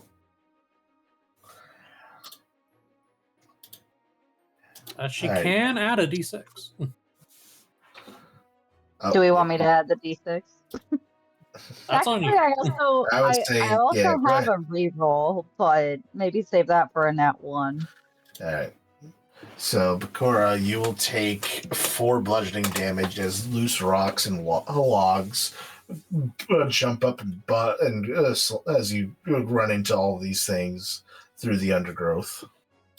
Okay. You know, I'll just bring up Lou's character sheet and I'll make the acrobatics roll for him. And he doesn't have it, and he doesn't have his stuff listed on the roll 20. Okay. All right. Well, in that case, Ritz, go ahead and make your acrobatics check. He did. His was a I 26. yeah, I rolled You mine did? because as I heard as soon as you Oh, there said it is. give me an acrobatics check, I was like, okay. Then I heard in order as I clicked. I'm like, oh shit. Okay, well, regardless, you do succeed on it. All right. Next, you will guys come across a river, which is 25 feet wide. The river is flowing fast. The bank on the far side is higher than the near side, where the river has cut into a hill. You see a line of slippery rocks stretching across the rushing water that can be used as stepping stones. So once more, in descending order.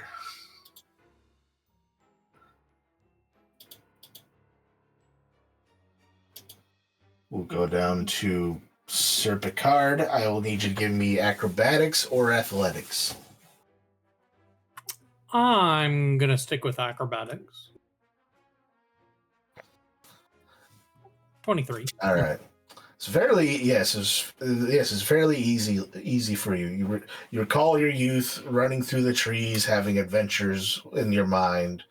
So jumping across these stepping stones is it's pretty much like child's play for you. There's a Crow. life on the line. He's actually going hard for once. Yes. All It's right. actually hard for one. All right, Crow. Give me acrobatics or athletics. A 9. Ooh. I imagine that it's as Crow is like chasing after. He's like, "Tempa, no!" and is like trying to keep up with her, and is like, "Turn back, come to us!" and just like slips. So you slip on one of the rocks and slam down into the river. It takes you down until you reach a curve, and then you slam into one of the rocks downstream, causing you to take 6 bludgeoning damage. All right. Is Mr. Lou back? No, he's not. We'll go ahead and go down to Pecora. He's promoted himself to Loosed. Bakura, you don't. Yeah. You can go ahead and give me athletics or acrobatics at advantage using standing leap. Okay, let's take a look here. Athletics or acrobatics. Okay, and then you said at Sorry advantage. it took me We're so gonna go long. with I'm athletics back. this time. Did I miss anything? Welcome back. Yes, you're Yes, missing we're in many chase now. Or you were in combat. I meant, did I miss anyone dying by chance? No. No one died. You just have to make Okay. 2. You need to make Yeah. an acrobatics check and then an acrobatics or athletics. Oh. Yes. Oh God, why? Yes, you're chasing the amphitheater through the forest as Tempa is running away from it. Ah, got it. Acrobatics or athletics? The first one's acrobatics. So the next first can be one is acrobatics. Oh, I need to make both. Okay. Well. Yeah, you to avoid damage. So first, all right, you succeed, and then the second one will be Oh. acrobatics or athletics, and 5. All right. So Lou, you take 1 bludgeoning damage as you and Crow get swept down the river and are slammed down the rocks downstream. Okay. You're a Slam to the little. crow. Yeah, the crow's beak pierces your butt a little bit. Bro, get your beak out of my ass. Get your ass off of my beak. All right, we'll go down to Ritz. Give me athletics or acrobatics. I'll add advantage too, since you've got standing leap.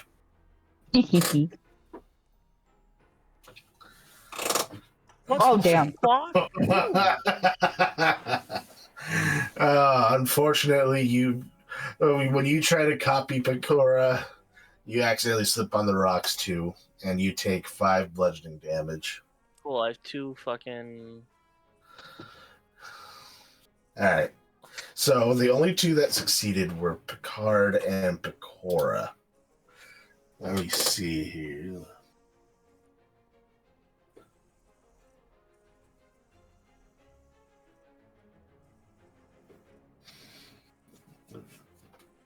All right. So Picard and Pecora, you arrive at a briar patch. You find a a thicket of thorny brambles that extends 60 feet in every direction and is considered difficult terrain. You can pass through the briar patch normally at half speed, cautiously picking your way through. Or if you want to go through normal speed, you can give me a DC 16 acrobatics check.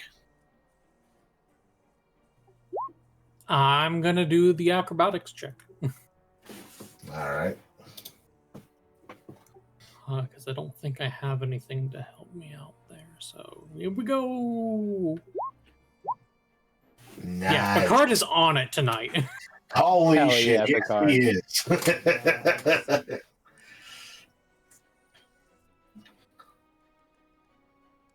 Pecora will activate the Boots of Speed, and I think that means that I can still pick my way through and keep moving Yeah. at full speed. Yeah. Yes, so you can give me the acrobatics check too. Okay.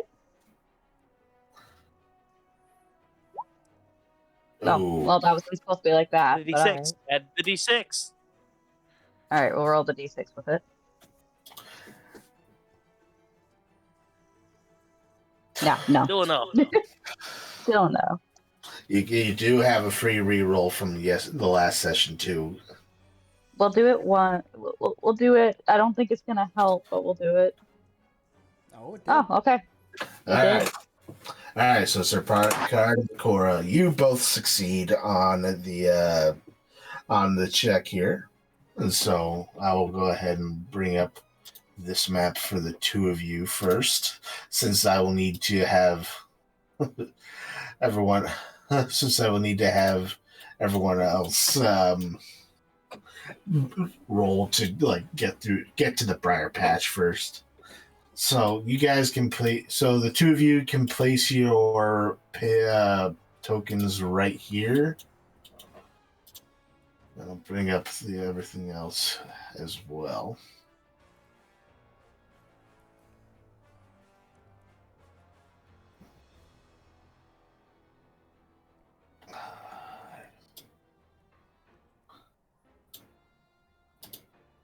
Make that larger.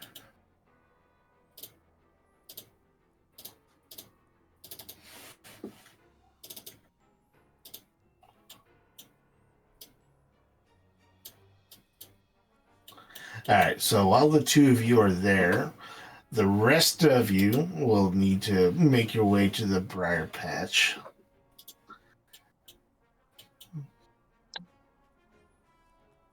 So, bring up everything.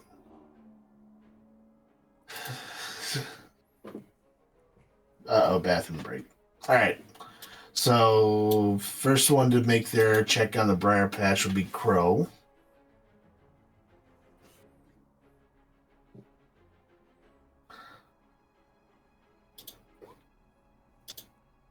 $15 will not make it. You are going to take 3 piercing. You take 3 piercing from the thorns, and for the next 10, and within the next 10 minutes, your next attack will be at disadvantage. All right.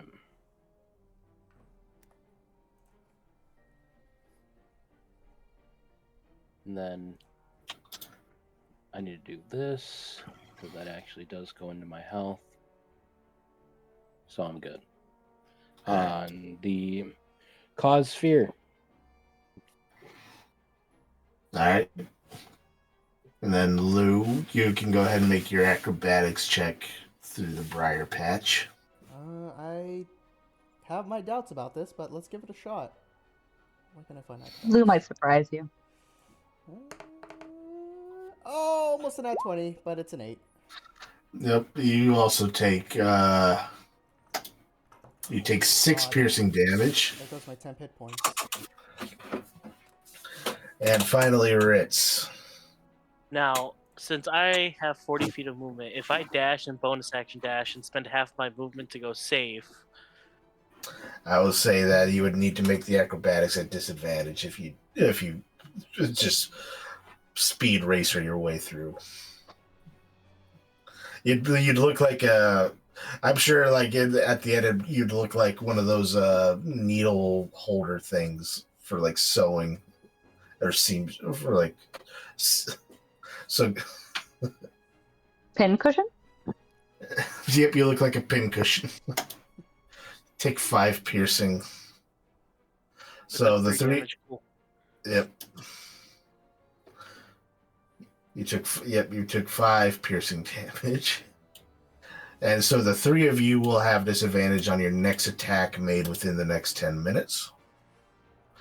And with Serpicard having a quick bathroom break, we'll go ahead and take a quick little break as well here. So are we free to put ourselves on the map? Yep. Go ahead and put yourselves on the map.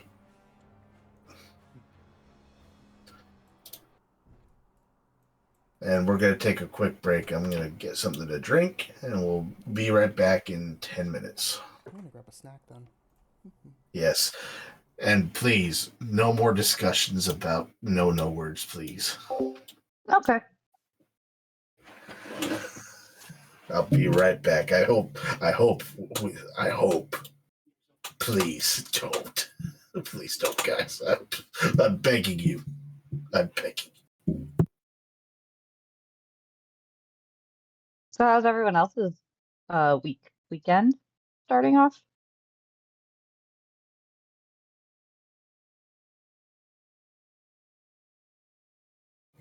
Is it just you?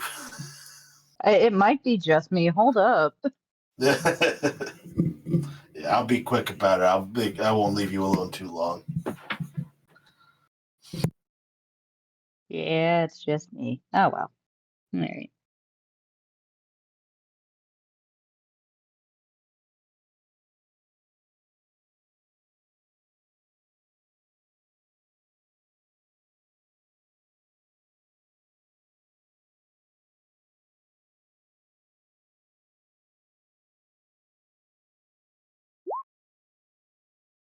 Back. Everybody's taking kind of a snack and stretch break. Okie dokie. And I guess I'll go grab a snack myself. I have jerky. I should grab the jerky.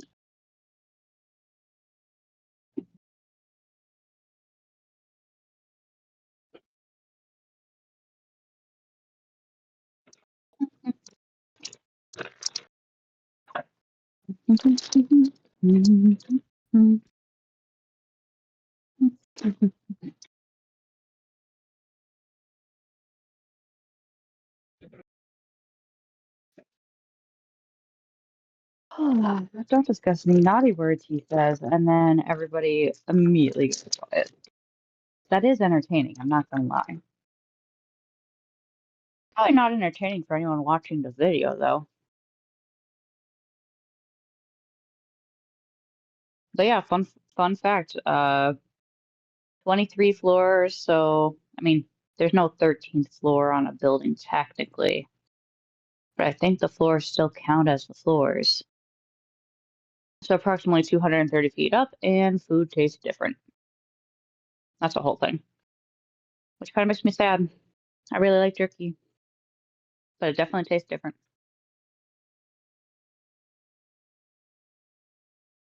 Not bad, just strangely bland. But if I were to go down into the lobby, it would taste normal. That's a thing.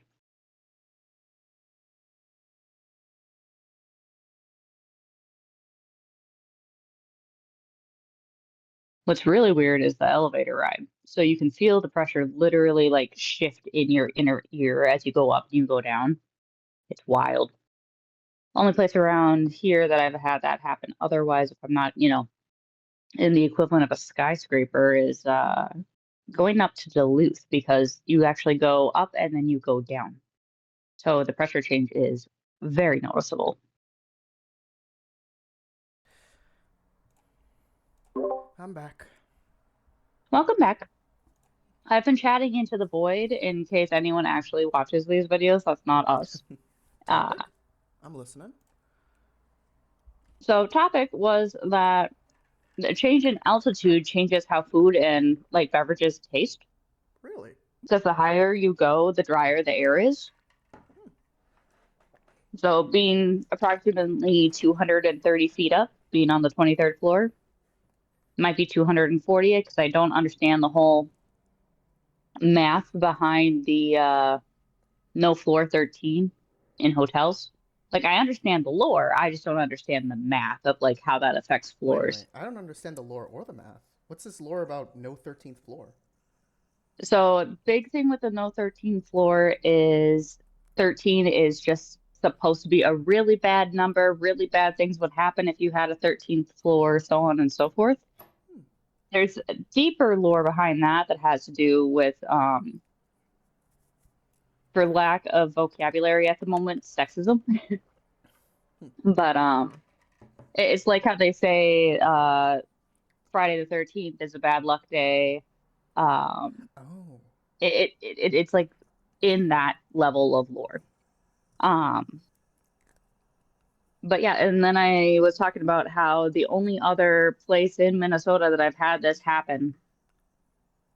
Oh no, I went from talking about the food to talking about the pressure change in like your inner ear because as you go up the elevator, you can feel it build.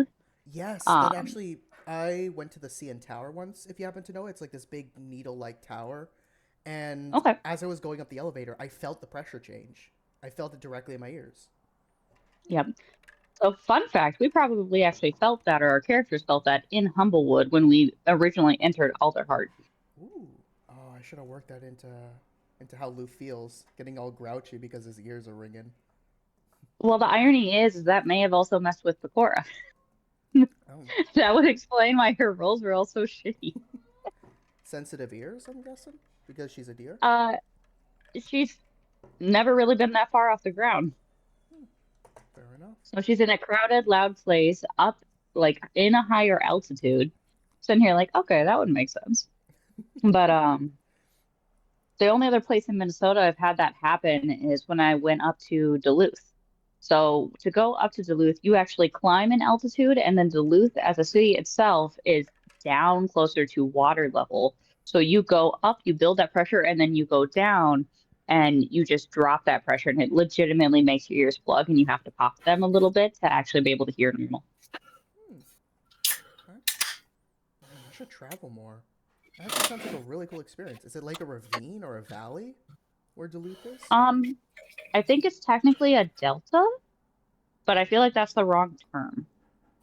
Yes, I live in the Mississippi Valley region of Illinois.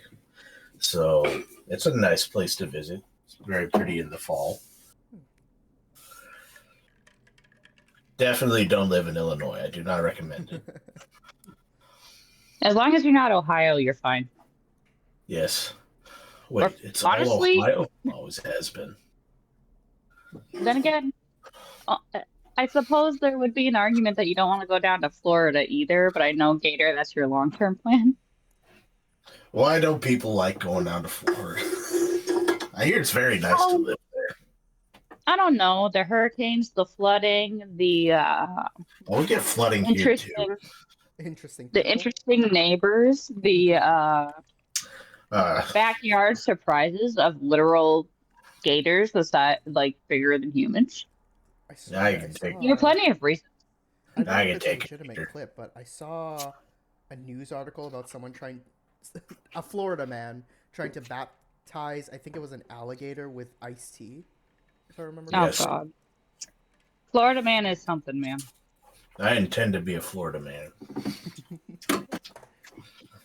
We reconnect after 20 years. You are the man who bathed an alligator in iced tea. Man tries to tame alligator in the backyard using Mountain Dew, Baja Blast, and Doritos. Oh yeah, for the record, the fiance says hello. Yes. He just can't do it on voice chat because we're not in the same area. So. Oh, is he doing something else? He's at home. Yeah, you're at the hotel and he's at home. Yep. He stuck around. Sorry, what was that? I thought the both of you went together. Nah, he didn't take the time off. Oh, okay. He did originally come out with me to get me here and help me get things up to the room. And then, despite me telling him to go home or we'll probably put you to work, he proceeded to hang around and help us kind of deal with the deliveries for Volcon. Oh, that's so sweet of him, though. Yeah. Oh, yeah. He was also appalled by the kitchen, and we won't go into further detail because this is a recording, but we can go into further detail after the recording. No, list the place and say fuck them. I mean, I already said Volcon, so anyone who knows about that has an idea of what I'm inferencing. And that's again assuming that anyone here or involved in here watches our stream, which would be a very slim chance, but still a chance. When this stream takes off and we have hundreds of thousands of viewers, you are going to feel really silly. That'll be probably in hundreds of thousands of years, but sure. Nah. No, we could probably get that in about 5 to 10 years. So with just Yeah, we people are. passively watching. The channel already has one extra subscriber, so there's 6 of us, and I'm assuming all 6 of us are subscribed to the channel. I am not. But No, we got not? brand new subscribers. So Interesting. then there's 5 of us. So then there's 2 people that are subscribed that we don't know about. One of them could be my coworker, Mads. One could also be Morgan. Can One could definitely be Morgan. Can you offer my apologies to your coworker for the complete degeneracy we partake in? If I may So add, I I can warned subscribe her. myself. It's my channel. Oh, so there's 3. Yeah. I suppose the fiance could have too. The fiance could have definitely. Hello. Yeah, you'll have to ask him. Hello, fiance, if you're listening. He's not, but I will pass it along right now for you guys. Hang No, on. if he listens to the VOD. Oh, if he watches it listens to later. it. Okay. Mhm. We got to make sure to send it to him then. I hope this eldritch tree eats that amphitheater. To be fair, it may eat us. Crow, does your deity know this tree? Are they like cousins? I don't know if my deity knows this tree, and I really hope that my deity doesn't know this tree, because if she does, I might be bad here. I don't want another vision. I don't want another visit. I don't want to get talked to of, oh, Crow, why'd you come to this fucking tree? This is my tree. This was my favorite tree, Crow. You should have known What are you that. doing here? So don't let Sergeant Fuzzy Boost pee on it. Got it. This is some celestial levels of gaslighting. Everything Crow does, his patron gets mad. His patron gets mad at him. Yep, just I didn't do anything. Your dog pissed on my tree. I'm sorry. Crow, why are you wearing black and blue today? I told you I hate those colors. But I'm wearing white They and look gold. really nice. Oh God! I don't black care, and blue. Crow. This kind of sounds like Hanging out with those dirty striggers again. Well, okay, that's on me. I like them. I like my workers. I like my boys with a bit of plumage. Yeah, Crow's just happily eating a chocolate chip cookie, and then Krenz arrives and just says, "Disgusting." Put it down and go kill. Go Okay. kill someone. Oh yeah, Just I'll do that. I'll kill randomly someone. What was Hey, yo, my- Lou, do we get some more I think it 10 was hit 17. points? Yeah, I'll gladly give it to you once it's my turn. Beautiful. Imagine taking damage. I'm gonna beat you. Are we keeping the same By the initiative Crow- as last time? by the Just want to Picard make sure. Supremacy Gang. Yeah, That's what I thought. All right. I did take damage. Same initiative. Oh wait, no, I didn't. No, I only took 10 hit points damage. See, this is why I love 10 hit points. You can just keep stacking still it have over and 3. over again. Bring them back up here. And then this one doesn't save. Why won't it save? Tempa got a 15, Yeah. and the I'll- amphitheater got an 11. Yeah, I'll type it all out here. You know what? Real quick. Just let me.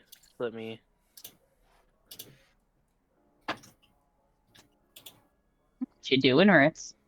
Nothing. Hey, does that hit your I don't AC? trust that. Oh my God, Ritz! Stop 1v1ing everybody. What is Ritz? It's a punching? card. Ritz, don't punch Sir Picard. We have bigger problems here. Super card does a 14 hit your AC? It does not, because I have a shield now. Okay. Good thing I have another attack. Brother. Does a 27 Get back where you belong, small fry. Does a 27 hit Super card? No, I've turned into a Tarask. That still hits a Tarrasque's AC, by the way. I've turned into the bigger Tarask. What preys upon the Tarask?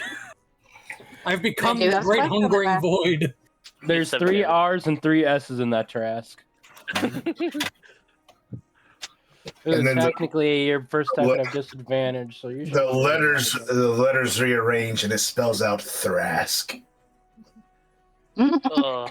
If The it's good, only really true- hard, they the all only say true- Ritz. The only true predator of the Tarask. The Thrask. All right, so now we're back, and you guys have survived the force challenges. Yeah, A couple of you a little worse for wear, but you guys managed to come across a clearing where an ancient tree sits in the middle. Tempa is scurrying up the branches to try to avoid the amphitheater. And so we'll go ahead and return back to combat. This thing is still under. So it had. Let me just remember how much HP it had at the. Oh, no, Lou should be in initiative. Lou should Oh be wait, in I where don't- did Lou go? Yeah, I don't see Loom Picora. I swear I see them. And They're on how there. do you keep doing this? How do you keep doing this? I'm gonna roll it again. I'm not on there according to where I'm looking. Okay, what? There he is. Okay, there's Lou. I'm gonna put 17. There we go. Tell me, are there 2 Lou's now? Hmm. I only see 1 Lou, and I see that Yeah. that Tempa took Lou's initiative because Tempa should be. Oh, well, now there's 2 Lus, Okay. and now there's 2 Coras. There's only one. Yeah, Okay, I just don't know wipe the what's entire going on. initiative and we'll add ours manually. Yeah, Ah, just fine. like it. All right. Roll 20 is Having a day when is it not having a day? when we're not playing. It exactly screws us over when we are online. No other time. Ritz. Oh, wait, sorry. 77. Ritz, oh my I'm god. sorry. Ritz is going before God himself. Misclick. Sorry, misclick. Okay. I fat Damn fingered another 7. 1 and 2. I think that was its initiative there. And then Tempa had a 15. Last I checked. Okay, thank you. I wasn't sure if it was like 15 or something, or 17. Yes, don't worry. We are trained professionals, random audience. To be We have fair, everything I think the under only one control. that's not a trained professional is roll 20 right now. It's so unprofessional. Yeah, then the amphitheater. I mean- Amphitheater got an 11. Tempa got 15.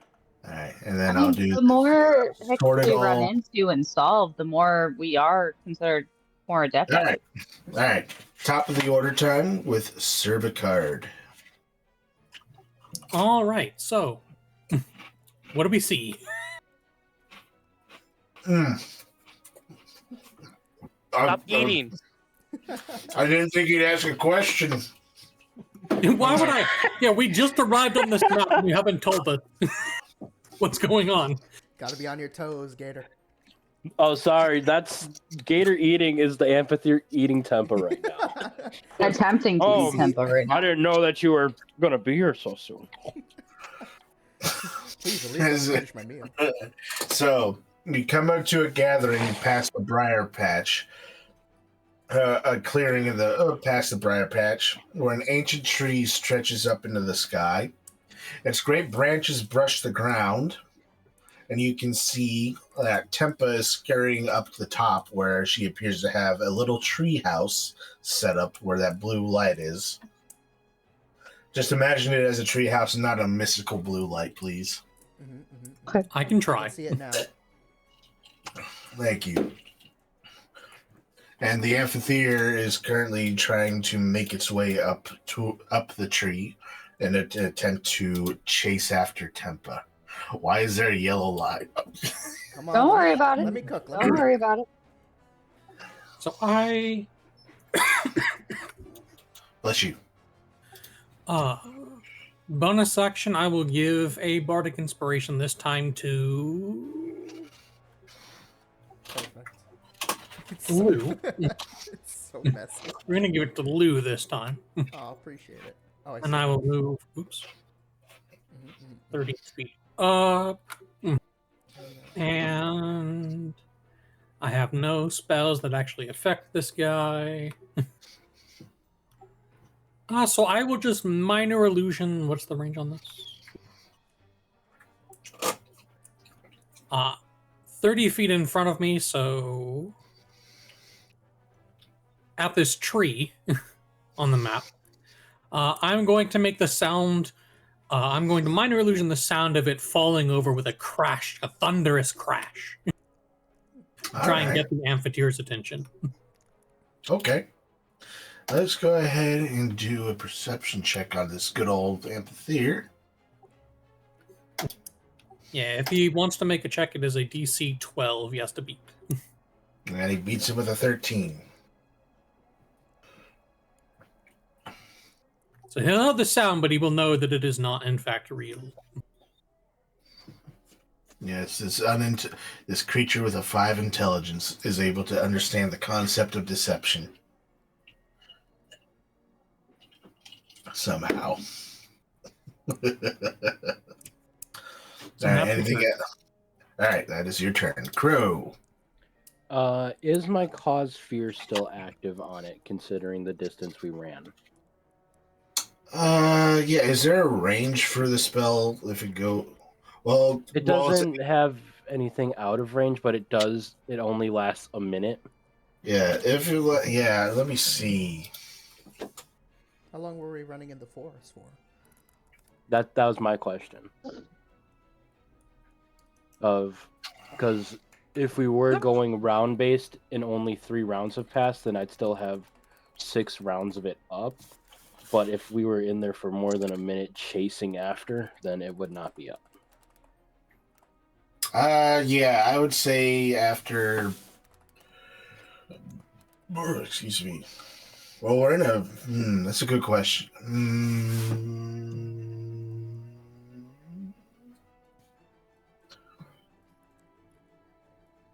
Tell you what, we'll say you guys gave it a good 30 seconds, so we'll say there's 5 rounds left on... Alright. That's thing. cool. Yeah, so... Then that means I can do...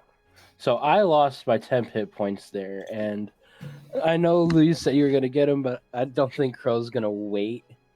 That's He's okay. gonna... He'll try He to help is where he can.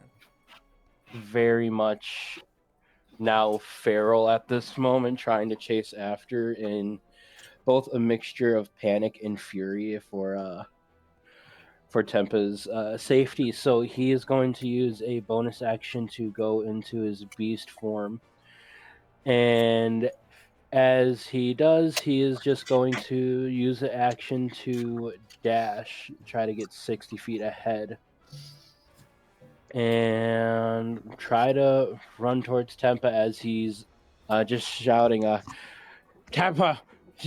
To us, Tempa! To us! As he's running like out of breath, ragged. Pushing himself to absolute limits, as that will end his turn. Yeah. All right. We're gonna go over here, and Lou is gonna use the Lou- bird once again. Lou will cast gun and says, prepare to meet God. Lou will pull out Honestly, a though? starboard cannon from a ship. What? Crazy. And there's a particle ray gun in his pocket. Wow. And there's the wheeze. You've got like a portable Yeah.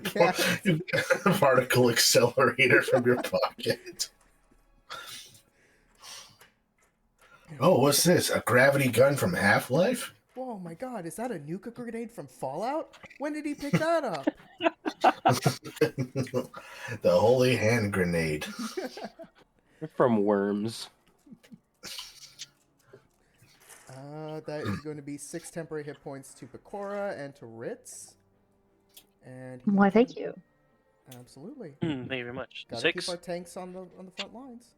That would be 6. And then he's gonna go up 25 feet, and I think I'm just barely in range to do this. Yes. We're gonna fire off a firebolt at it, because God, these things have 120 feet of range. Alright. With disadvantage because of the brambles. But I do get... Well, yeah. Okay. Is there any chance that the D6 will do anything? Yeah. Yeah? Okay. Yeah. I'm vibing with it. Let's take a look. That is that's a 4 unless it didn't show up on the list. It did not show up. I rolled a 4 in the chat. In the Alright. D20. Alright. That just barely misses. Worth a shot. It is. It was worth a shot. That is all I can do. Tempa will will keep flying through the tree branches. She'll go all the very end here.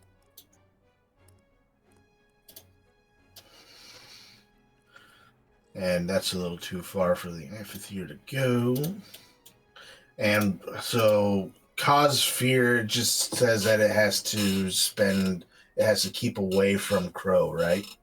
It can't willingly Yes, move closer to so Crow. can't willingly move closer to me, and he has disadvantage on ability checks and attack rolls while the source of fear is within line of sight of him. Okay. In that case, the amphitheater, he'll have no other choice but to move up right here in an attempt to try to get at Tempa as it flies up.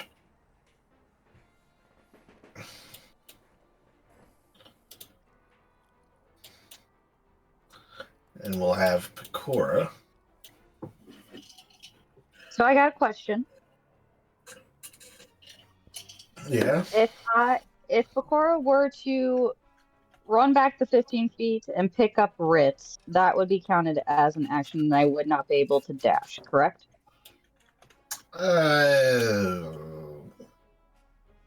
would say so, yes, unless our other resident dungeon master says otherwise. Grappling someone is an action, sadly.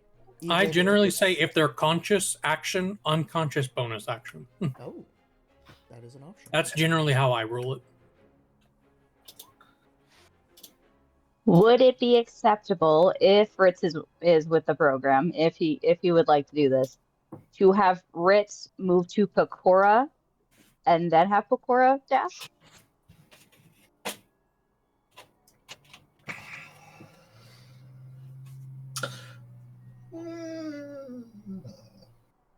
I suppose so. Just keep things interesting. Okay. Ritz, are you on board with that? Oh yeah. Okay, so if you meet me, I have the boots activated. We can move. What was it? 100 and her base movement is 35. It doubles that, so that's 70. And then if you're dashing, that doubles, so that's 140 feet of movement. Yep. Get up I can- there. I was about to say, I can get us decently up there if my screen was freaking long enough to go that far. So if I spend my total of 10 movement to get to you, yeah. Because spend 15 movement to get to you, Mhm. Then you can use yours to get us all the way over there. Yep. Alright, so assuming that my eyes don't glitch out on me, I should be going. Oh, yeah, it actually does do my movement. Cool. Here. Come along for the ride, Ritz, because that is her entire action right there. How high and is that this thing? How high up is this thing? Let's see. Around the base of the tree, about 40 feet high up. Well, let's see the bottom. Yeah, I'll say like 40 feet. How high is it from me? Like, is it 40? Is where we're standing? No, it's about 15 feet away from you in the air. Oh no. Okay, in the air. Okay. Okay. Since I can then just use my action to do my standing leap, jump off of her shoulders, and then use my bonus action to do a flurry of blows.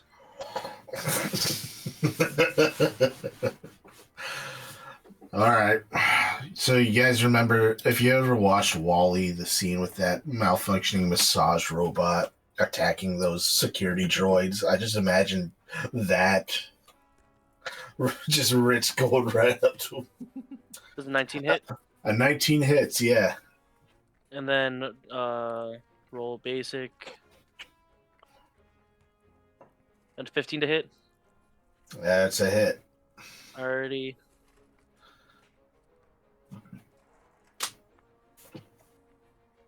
I need to roll one more. 12 and 22. So Tilted. 20. You have 22 damage. All right.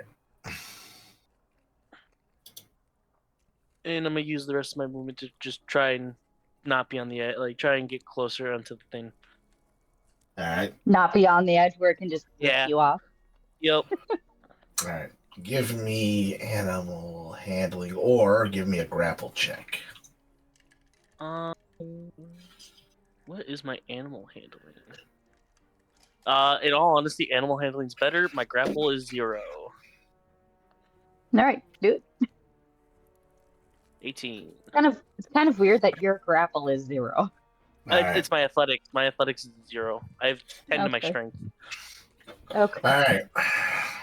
So, yeah, you are able to hold on to this thing by the fins attached to its head, so that you won't be able to get bucked off. Go back up to the top. Hey, good news, everybody! Splex joining the party. Oh boy. I have no idea what was just screamed. Oh, I said I'm going to snap your neck to this thing. Oh, okay. Okay. Don't really have anything to help out in situations like this. Because no one's wounded, so I can't heal. He's way too far out of range for me to bane. Can't vicious mockery him because he doesn't understand me. Yeah, but we'll have to go into town and get you some ranged options for Serpicard. Lou will buy another Um, basket. I guess I will just dash. That's my Yeah, turn. I'm sorry. That's all you can do, man. I'll get you some nice stuff in town. Don't worry. Lou will make a gun for Picard. He doesn't have proficiency with it. I'll teach you. Good old-fashioned shooting cans in the backyard. just Lou with his 22 and a cigar in his mouth. He's wearing a beer stained what do you call the wife beater type? Literally what Now that let me tank teach top you, is, Picard. yes. This is what we call in the old days capping fools. We'll I go down love, to That's what like, my this. papa did. So I just like Crow, old gangster Lou at this point. It's funny. he's going to just dash. This amphitheater, he can make the wisdom save at the end of each of his turns to try to break that fear. Oh, okay. I Just didn't know so you know, I put it in the chat that way I wasn't interrupting other people's turns. that. Okay. So if you want to make one for last turn, Yeah, I'll go and do that. Wisdom save. yep. So you would 16. break that fear. All right, so now he can go and attack you guys. So Excellent. I'm going to dash 60 feet, and I'll have Fuzzy Boots come with me. And Yeah. he'll just be following behind me, and his main directive would be Arcanine, I choose you. just in case, Beastie decides to come on down again. No, not Beastie. In case Tempa comes down, he'll basically be guard for her if she comes down from that tree, which I doubt she will. But as Crow's approaching, he's just try to scream up at Tempa. Try to make your way to us. We can help you, but if you are attacked up there, we cannot. All right. And I think as far as nice. She's a wise little girl. I think then bonus action. I think we're gonna try to just put some damage into this guy. So I'm gonna just use a bonus action to Hunter's Mark him. All right. There's no save for that. He's just Hunter's Marked, and he will get damage done to him if I hit him with the text. Okay. Go down to Lou. Rightio, we will just try to get closer. And we'll take some shots at this guy. First action, firebolts. Hoping for the best. Oh, yes, please. Thank you. Oh, Double damage time. 14 fire damage.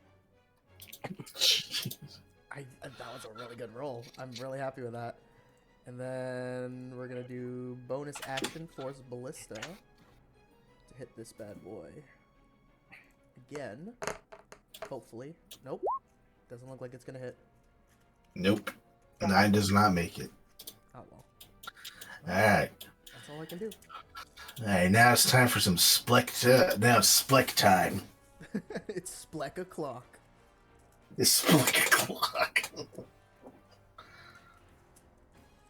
Alright, he's going to use Cunning action to dash forward and try to close some distance. Get up right next to you there. Alright, Spleck time.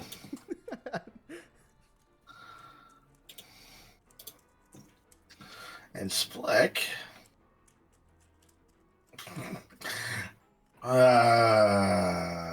does not have a short bow. I thought he did because he's a rogue. But no, he doesn't. He has a dagger. He's going to try to throw the dagger and throws it 20 feet. Don't worry, boss. I got this. Clang, clang, clang, clang. good attempt. He tried. Alright. If the Tempa Greenkeeper will abide by Crow's advice, and she will dash using her flying speed and fly down behind Crow. And the amphitheater, having seen the audacity of a small lizard man trying to throw a dagger at us. No, here's what we're going to do. So, I'm going to move him with Ritz attached. We're going to move him right here. How close to Crow can he get? Very. He's a large creature with a fly speed of 60. Right, but did I miss something? The He fear wore broke off. out of the fear. Yeah, he broke out of the fear. Oh, damn, I did miss something. Okay, sorry. Ooh, poison breath. I don't think he can hit both of them at once. Oh, he can. You can hit the wolf too. And Interesting. Alright. It should originate from this square, which is the closest to enemies. There we go. Yep. Still would be within every. So everyone in that cone, give me a Constitution save. I've got a 12.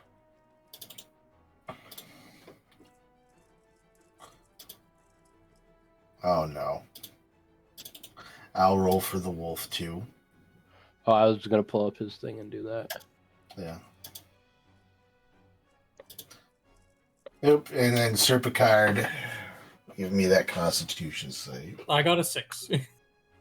Alright. Yeesh. Everybody Well, shit. failed that bad boy. Alright. Everyone's gonna take 14 poison damage. Actually, no. Actually, Grinch, I don't think would get caught up because he's on top of the head, attached, holding onto the fins as I described earlier. So he's not going to He's get not in the breath. hit by the So poison. it's just us. So, He just gets a front row seat of everybody else getting blasted. You really need a mint.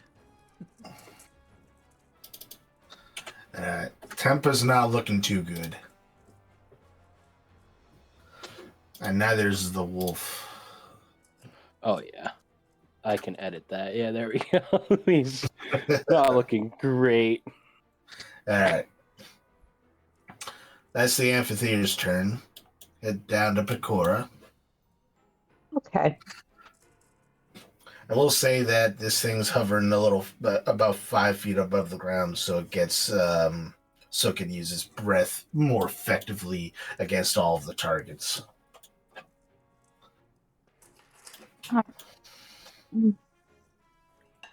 It does have Hunter's Mark, so that gives all other attackers advantage, right?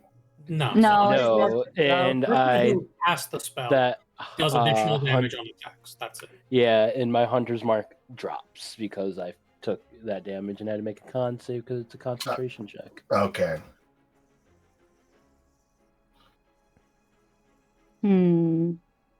All right.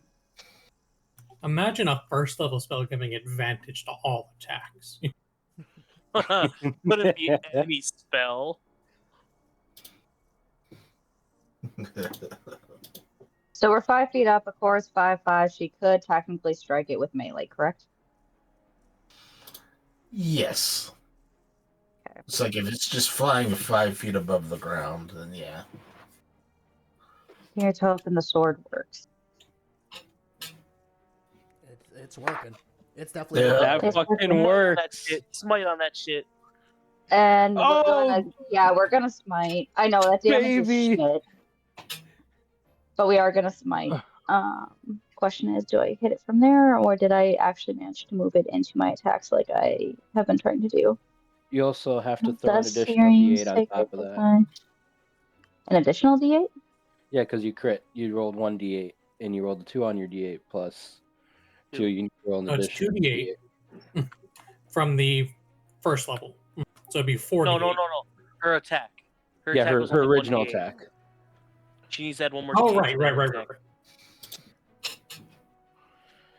And then if she So smites it, it's hold up. 4d8. Why am I adding another D8? Did You you crit. crit? Crit. The crit on Okay. the slashing damage. Okay. Roll 1. Okay. So Huh? there we go. So that's your slashing damage, and now if you smite, it's going to be 4d8 because of the crit. I was about to say I'm gonna just have to roll that manually because it doesn't look like I put it in my attack. Hopefully I'm doing this right. There we I go. love paladin. There we crits. go. Paladin crits Alright. are amazing. 4, So 7, that's 22 11. total damage, or 26. 26. Yep. Yeah, 26 damage. Hell yeah, Pecora. Okay. I mean, we fought this thing enough. We fought it before, so I mean, and it took someone from us, even though it wasn't part of our party. So she's not happy about that. All right. With that, the amphitheater will plummet, injured but alive, to the base of the tree. Its wings damaged and leaving it unable to fly. Ooh. Oh, It's on the yeah. ground. Kick it while it's down. Oh yeah, get it. Go on with fire. Suddenly, Grits, break it. Suddenly, a shriek erupts from high up in the tree. From the edge of a branch, you see the head of a small amphitheater peering out. Oh, come on. A second target. Morals. This ain't pissed us off enough. Fuck you. I only feel It's- a little bit bad. It I shrieks don't. again. It shrieks again, louder this time, and the large amphitheater responds with its own piercing shriek. The infant flops down, gliding with difficulty on a misshapen right wing. It lands alongside Tempa and takes up a defensive position, guarding her with its wings. Oh, wait, it's guarding Tempo? Guarding Tempo? Yes. Okay. Oh. I'm going. Oh. Let me just. Okay, good. Okay, this amphitheater ain't with that one. Let's Okay, we can kill this big go. one. We can kill this big fucking one. If this one's protecting Tempa, and that big one is like, I'm gonna eat it. Alright, well, okay. We got this.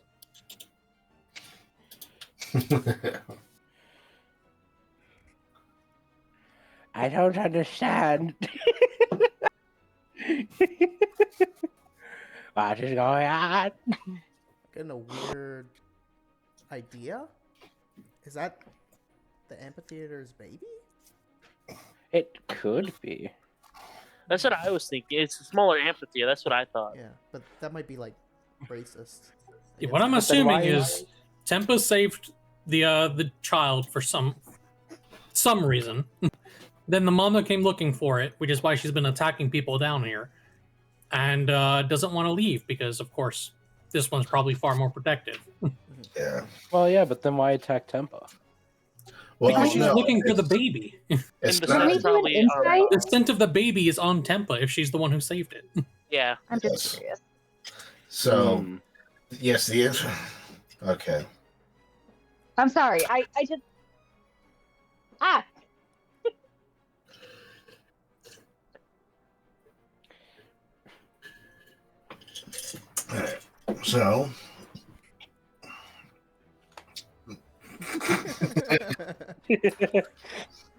Alright. So, alright. So, so the adult amphitheater laying on the ground is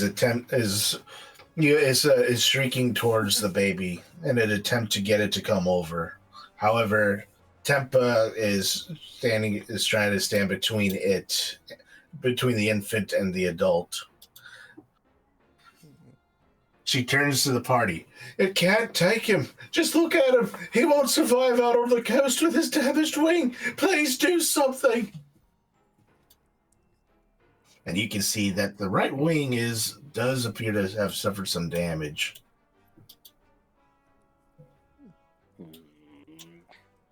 Speak with animals doesn't work on these guys. That was my immediate thought, too. Yeah. And I'm like, oh, damn it. As she says, do something. You just see Rich slowly appears from the top of the head. They're monstrosity. They're not monstrosity. I know what to do here. Yeah, Ritz, it is your turn. What would you like to do given the situation at hand? Now, would I have flanking or no? Oh my god.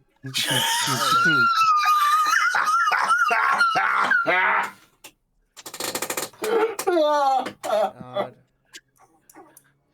Not a tea kettle, but you got like the very Please? adult What grown are you man talking laugh. about? There wasn't a tea kettle. I didn't hear tea being made. That was like early 80 anime build. Very Laugh. much so. You're not very. You foiled my plans, hero. This is just like the belt, isn't it, all over again? It's like, Rich, I vote you killed this fucker. Yeah, I think we could kill this big one and then try to raise this baby one right with morals. With the core right next to it, yeah, I would say yes, you have flanking. Thank you. I'm gonna.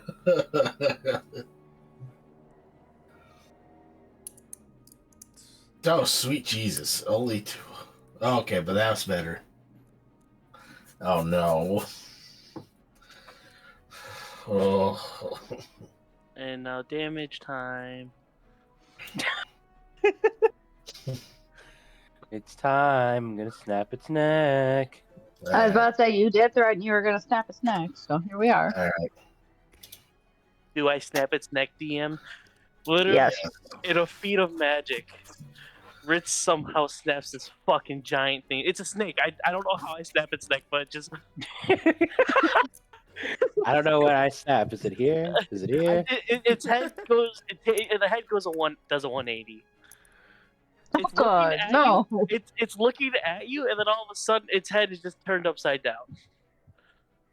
Jeez, that's so violent. I don't even know how I did that one. That one's fucking impressive. I love how you don't have a good thing to your strength, but you have the strength to do that. Like Technique. It does not take a lot. Technique. for Yeah, something don't take- that big, I think it should take a lot to consider where its head is, where the neck begins. Trust me. Trust Okay. me. You don't want to look into the With physics of it. All right. Now, with the adult amphitheater dead, the infant is still in a defensive posture, standing between Tempa and the rest of the party. Oh, then I probably shouldn't move. Whoops. Sorry. Yeah, you can go ahead and put yourself back there. I So, Sir Picard, you do see the infant as well. What would you like to do?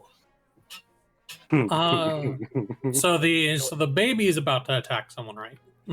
No, it's like it's standing. So it's kind of like how a snake rears back, like a rattlesnake is like rearing back. It's ready to strike, but as long as you keep its distance, your distance, it won't actually move. It's kind of behaving like that. It's reaching. Then yeah, Picard's just gonna stay there because for him the fight's over. Unless Timpa's about to start throwing hands. So I guess I will prepare to Bane if something attacks us. Other than that, I Dirty dog. Okay. They're children. That's why I put the fucking gif of like, of course I have to. You see this infant, what do you do? Ain't it? Go ahead, raise a hand. I'm guessing there's something in the chat. Yeah, there's something in the chat. There's a gif, but The Master Skywalker. What are we gonna do? What are we gonna Oh, do? good lord. I'm gonna cast Bane on them. I'm gonna go Bane them children. I'm gonna. Okay, I'm gonna. I know it doesn't work, but you speak with the animals. I know it doesn't work, but I am trying to be like reassuring to this creature, I don't want to harm her, but I would like to help her. And I look to Tempa and I hold out in my hand one of the healing potions Spike gave us. Of like, you need this. You got injured. All right. Give me an animal handling check. Animal handling. To give the potion to Tempa? Yeah, You're I'm within giving melee. The potion to Tempa. Oh, I thought you were giving the potion to the baby. No, to Tempa. Like I'm reassuring the. Naked I don't know how to animal help the handling wing. All right. The animal handling was to try to soothe and like I'm not trying to attack it. All Or right. just pulls back on the ball and just smashes it over the baby's head. On second thought, here's how I help with your wing. Hey, don't worry, I'll fuck up the other one so you can fly straight. I offer the healing you- potion to Tempo. All right. Tempo first will scoop the baby up in her arms to make sure it doesn't try to bite you.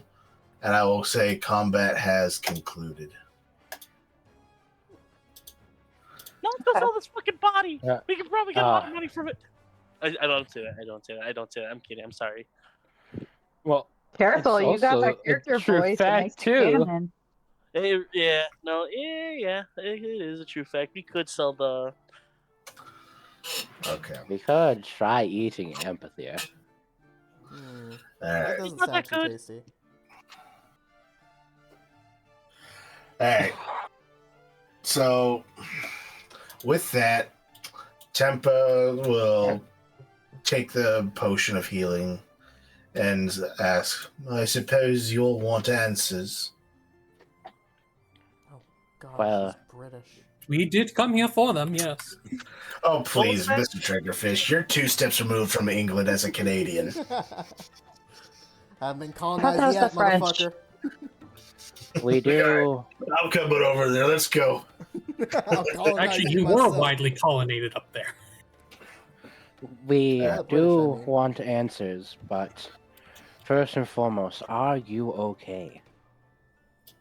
I'm fine.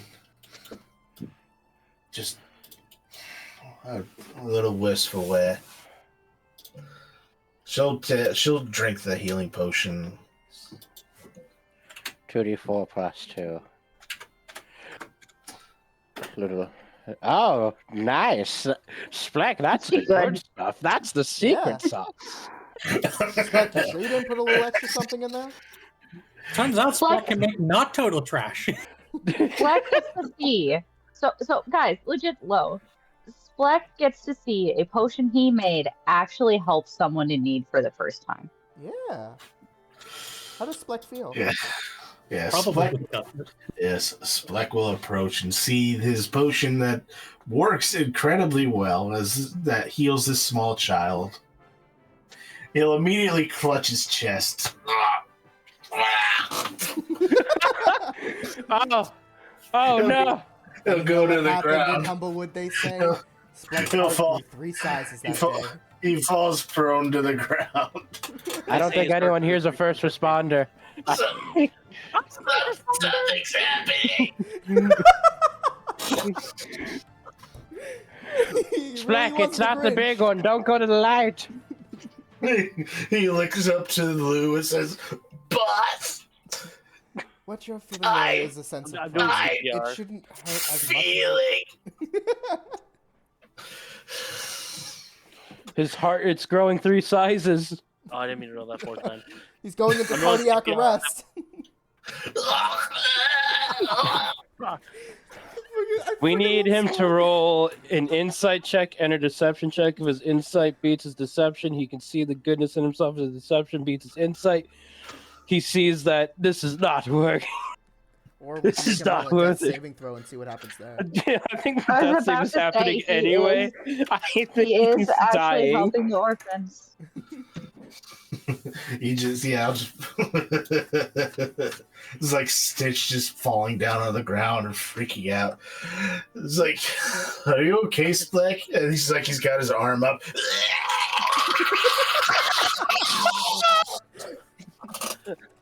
I get on top. I just start punching his chest.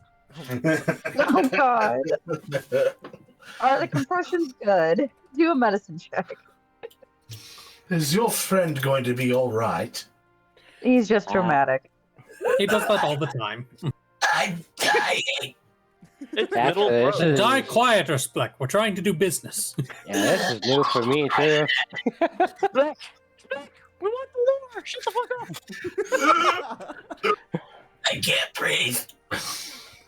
Spleck, He's in your throat. if you make one more complaint, Ritz is gonna have free time with you. Oh, that don't sound right. Oh, listen, girls, baby. I will make you my bitch. I'm fine. There are children present. Jeez. So, all right. Tempa is going to invite you all up to her little tree house. Radio. Oh wow, she moved us all. Still strong. God, she's following in the footsteps of Finger. Yeah, it's just a figure. yeah, it's just a large knot hole within the tree itself. You've got a couple of Gerbean figurines, some discarded clothes, and a sleeping mat with some piles of food. And she is going to offer the following explanation. I found him alone and frightened in a cot in the southern mock fields. I think the slimes got whoever was moving him. He was so little then and so scared, I couldn't just leave him.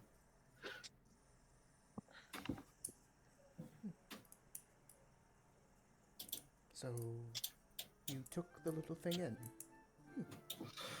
Yes, he's so adorable, isn't he? Is that it hissing? Is that what that is? A lively one, I will say. Calm down, Mr. Noodle. Oh my god, it's a beautiful name. I tried to pet him. Animal handling at disadvantage. Oh. You might get your arm bitten off with your size. Yeah, you still have the blood of the other amphitheater on your It's hand. attempting to pet the baby with her mom's blood all over his hand.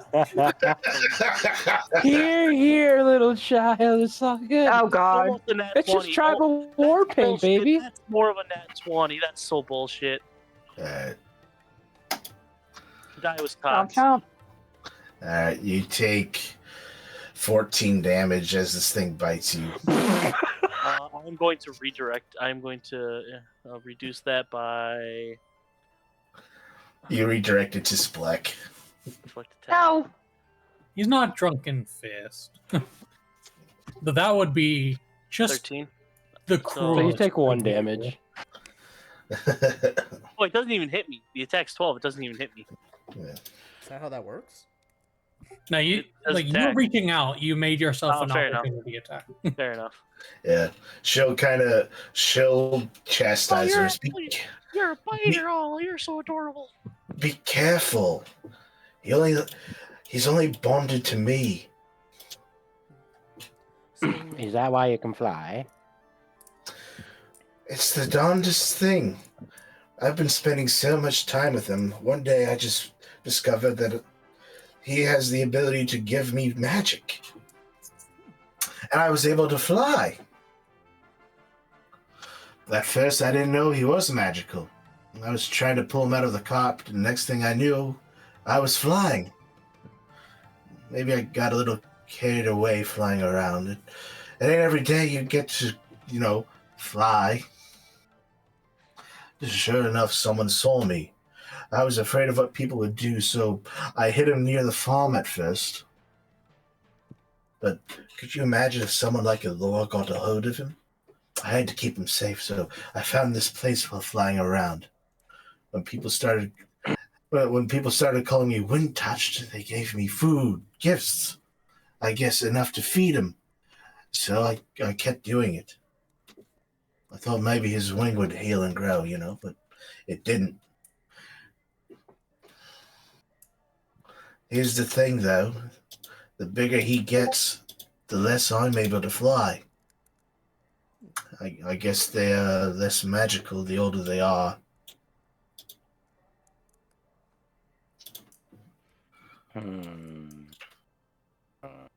I was right.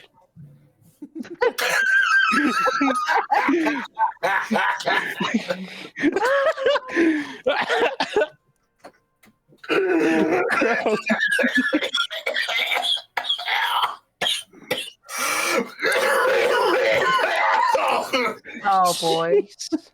I'm sorry, I didn't mean to kill you with me being so matter of fact. I fucking... Well, somebody better pick up that phone, because I fucking called it! I got it. It was magic. It not an actual wind touched, but it is going to be hard for you to now get rid of people calling you that, considering that you were flying about using your magics. granted by this creature.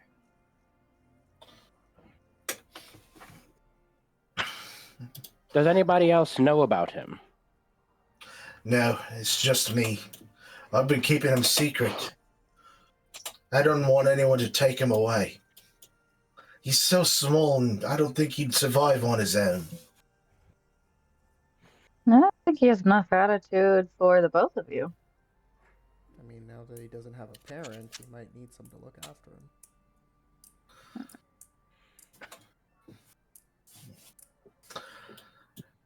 I suppose so. The only place I'd think of would be going to the avium. Well, I'm sure they'd take good care of him there.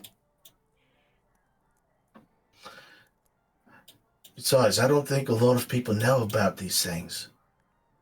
It might be nice for them to research and see how he's able to make magic, but the older ones don't.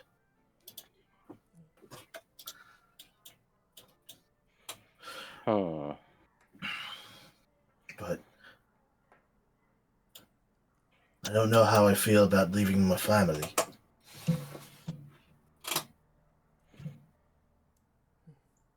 I'm quite worried about you. Then would you be amenable to the idea of us taking him to the avium in your stead? Well, that'd be fine, but I'm afraid that if I stay here, people figure out I'm not one touched, they might hurt my family. You mean like the bandits that were already at the house? It might be. Yes, Picora. Thanks for saying that. Don't I have a story for you? It might be best if I leave home for a little while, at least until he's fully grown. How do you plan to take care of its growing appetite? Knowing what type of creature he is. I'm sure the avian would be able to take care of that. I've only been giving him little bits and scraps here and there. He'll eat just about anything, except pickles. Except pickles. Interesting pickles. I think What it's about just. potatoes? I pull one of my 2 bananas. Will you eat a banana? Let's see. No. Guess he's a little pickier. He doesn't like them shaped that way. Like, It tries to like cork it down. It's like, but it's like he's not even like he doesn't know how that you have to take the skin off. So it's like tries to inhale it, gets stuck halfway through, then spits it out.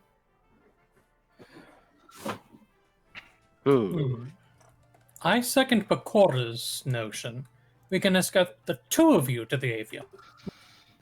It will be difficult on your family, yes, but I'm certain that we, as agents of the local countryside, can at least do something to leave them with some protection while you are away on your travels.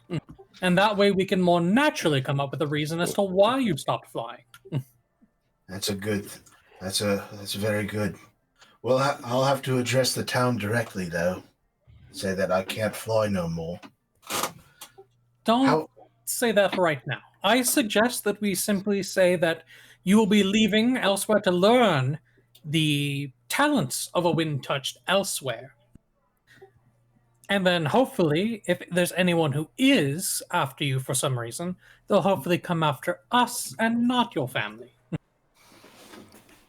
Because if you simply say that you're not flying anymore, well, if somebody's mad at you for that, then they might think that you are a fake. And then they will certainly take out their anger on your family. You take the blame from me? We're already handling this one. And he nods towards Spleck. Yeah, Spleck's still like clutching his chest and leaning on Lou. It's like, give me a minute. If we can take care of that one, I'm certain that we can take care of you. Yeah. And with that, tears will form in her eyes and she'll embrace Sir Picard in a great big hug. Okay.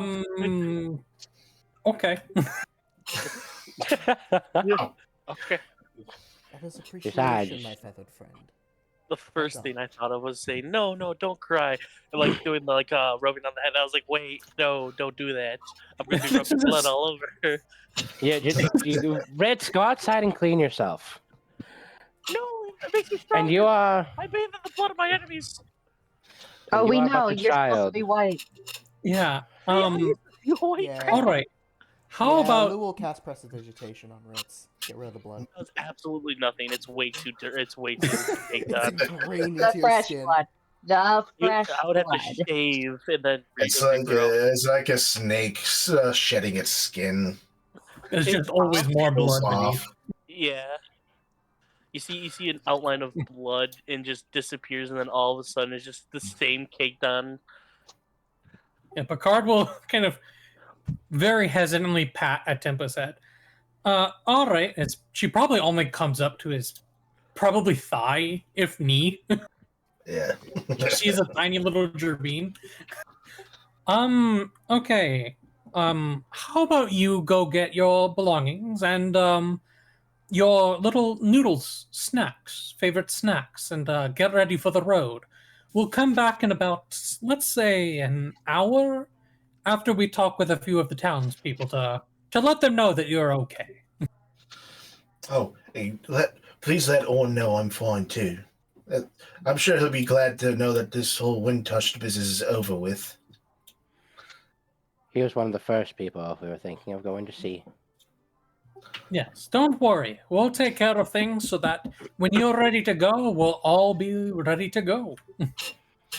All right, I'll wait here. All right. I'll bring you guys back to the Marshview map, unless you guys want to do some preparations first. Okay, Such so we're as not what sort? telling anybody that she's not a wind touch. Not until we get back to Althoff. Absolutely not. Yeah, we just need to let Orn know that she's all right and her family know that she's all right.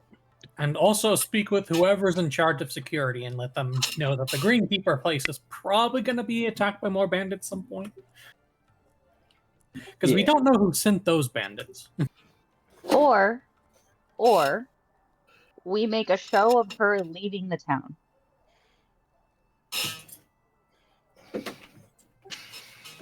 I mean, I'd like if You to cut out add- the second part. You said make a show of her leaving the city, and then it just stopped. That's it. That's it. We Oh. make a show of her leaving the city. Like you said, it's drawing the attention back to her away from her family.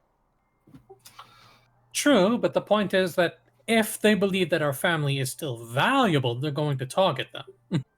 Though, if we take your suggestion, if they're going to move against the family, they'll move against them relatively soon. So we might be able to stick around for a day or two and see if something happens. If it doesn't, then they should be safe for the upcoming future. If something does happen, we'll be close enough to help them. Yep. Now you guys do have the option of either saying of telling the town that either that Tempa is or is not a wind touched, and that the whole thing's been one big prank. It's up to you guys. It's up to you guys what you want to say and to who. But Oh man, what hell of a gotcha happened here? It was a prank, bro. You're Sorry, my bad. Egg on your face, you know. You were on. Can't believe you thought I was a wind touch. Those are meant for birds, idiots. We should. I think if we're going to tell anyone, we should probably tell Orn that he was right, that she is not a wind touch, but he's the only person we should tell. He's the only one that would probably keep it a secret. Yeah.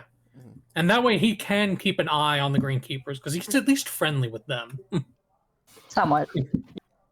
I mean, he does really like Tempa. So Yeah. he can use that as a bridge and a reason to keep an eye on the Greenkeepers for us. Oh, he really likes. I'm sorry. I'm not gonna continue with that. He's not me. just Orn will pull out his blunderbuss and just sit out on the porch of the Greenkeeper Farms, like, just let this bandit's trash something. On a rocking yeah. chair.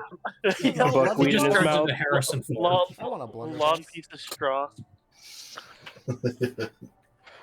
We all need You an Orin bandits in our come life. around these parts. All right, so you guys are gonna tell Orn first. So I'll bring you guys to his farm. Is firm. His farm. Yes, sir. Welcome to my farm. I grow taters. Ugh. Oh, what's taters, precious? Potato. Who just teleports into the home. Yeah. I All fast right. traveled. What do you want? All right. So Damn right. Owen's back inside his house. It's like he's cleaning up a couple of things. Like, back so soon. I heard there was a bit of a kerfuffle in the town square. Tell me all about it. I suppose it'd be better to call it a curse scaleful. Good attempt. try. Good attempt. Heck is a curse scuffle. I said curse scuffle. I'm speaking plain bird folk. I still need to learn how to do this whole joke thing. Anyways, there was a massive amphitheater that attacked the city and ended up chasing off Tempa, who, small, tasty. We had to chase it down and save her. We did accomplish in doing that, but there's something you should know about that little fight that took place. What about it? Lou, you take it from here. Mhm. You can probably explain this better than I can, because I'm still not entirely convinced how this happened. We found out that Tempa had been raising a baby amphitrite. And it's been relatively harmless and quite effective on her. Would you call it an amphitrite? Yes. That giant monster that was in the city? That's a That's baby. Giant winged snake breathes out poison. Those things are amphitheaters. Amphitheaters. Whatever you call it. Apparently, it's been giving her flight. So, it is to report that she is not a wind touched. Though she does possess magical prowess. Well, she ain't a wind touch though, right? No, she is not. There's a little bit of disappointment in Lou's voice. There was Oh, the wish. Ours There was correct. The wish that there was something. And just crow from the doorway. Ours correct. I'll let them explain, but ours correct. Well, thank guess me. I knew this whole thing was just one big hullabaloo about nothing. But you can't Oh. bring up. Nothing. Stop. Please, ladies and gentlemen, we are adults here. What's Oh. happening? Question. No, we're not. No, we're not. Though, Orin, that is something we cannot. Stop snickering. Come on. I just read the amphitheater thing.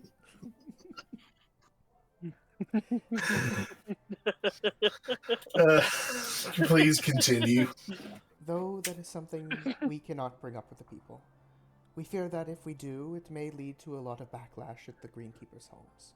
Which is why we hope that you will be able to, one, keep this secret, and two, build a better bridge with the Greenkeepers. Just to look out for them. Well, don't you worry. I may be up in years, but I still got some fight in me. No, ain't nothing gonna happen to the Greenkeepers as long as I'm around. Good to hear. Aneurysm. And there he goes. He announced it, so he felt it coming on. Yeah, he almost.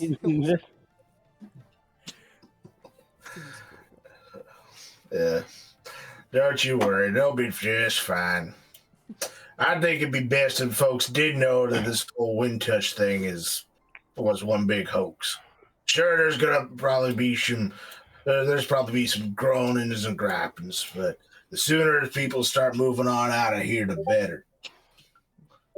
Besides, Good point. I'll let even if Sergeant Burley Whirl's a corrupt, no good son of a gun, I'll go ahead and let him know that the greenkeepers might need a little extra watching overnight. Well, if you believe it's a good idea, then we'll tell them. But only after Tempa leaves the city. There might be a few less than reputable individuals who might want to make a last-minute attack out of the belief that her words are a lie. What? That she is, in fact, a wind touched, despite her claims otherwise. Tempa's leaving? Yes, we will be taking her to the avium in order to both take care of that amphitheater and also prevent anyone from unscrupulously making demands of her. Well, I suppose that's for the best. And you can see a little tear starting to form in his eye. Take heart, my good man. She'll come back in a couple months, maybe a year after the excitement's died down, and start making her way as a proper member of society. Or maybe she'll go out and learn something, but she will return one day. I suppose. And if you have some spare coin lying around, we'll even be able to send you a letter with all the proper postage and everything to let you know where she's settling down for the time. Give you an address that you can send return letters to. That sounds just fine. Excuse me, something in my eye. As he's like wipes his eye away. Perhaps we can go to look at your, what you do call them, taters? While you, take stock of things and, yeah. I'll be fine. Just thank you for everything. And one more thing, just tell Tempa I said goodbye.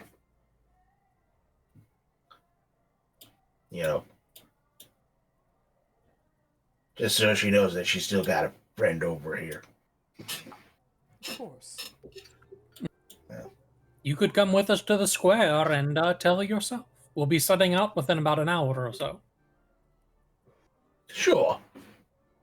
That sounds like a good idea. Orn will accompany you guys to the town square.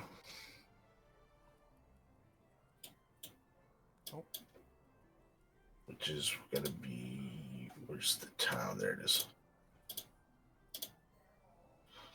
Oh, no. It's the other one. We got everyone set up here. So let me delete these guys here. Oh god, everyone's dying. Crow, stop breaking the fourth wall. Oh god, everyone's dead. He's dying. There was a second amphitheater. I mean, technically there Chasing was. The other one. Mr. President, is in the tower. The dad is also here, Rona. Place you guys. Don't give him ideas. Oh, look at that. Ignore the ghosts. What's up, black Totally, people? boys. They're gone. And black people don't exist in the Humblewood. That's right. It's all coloreds. It was literally colored. Look at all the pretty colors. Do you see them? Freaking blue. Because I see them. Oh, God. double loot. Oh, why is there double loot? No. Did you Double summon loot. loot for me? Yes, you did. There's the loot over here. It's right over here. All right. So you guys are in the town square where several of the pilgrims are chattering in a panic. They're wondering what has happened to Tempa and if she's all right.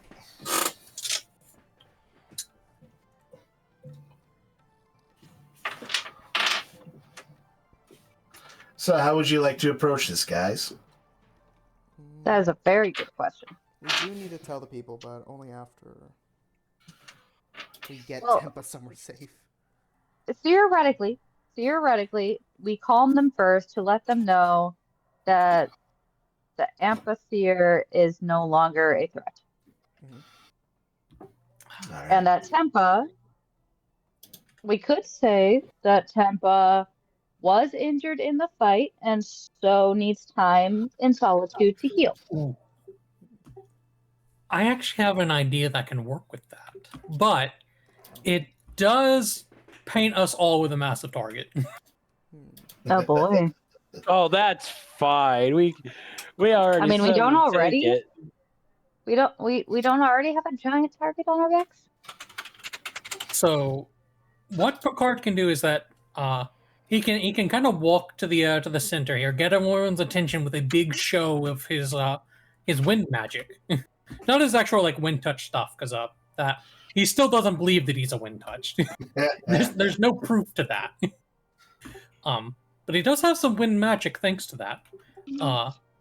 So he can use that to get everyone to be like, do not worry, we've chased off the amphitheater, but she was injured.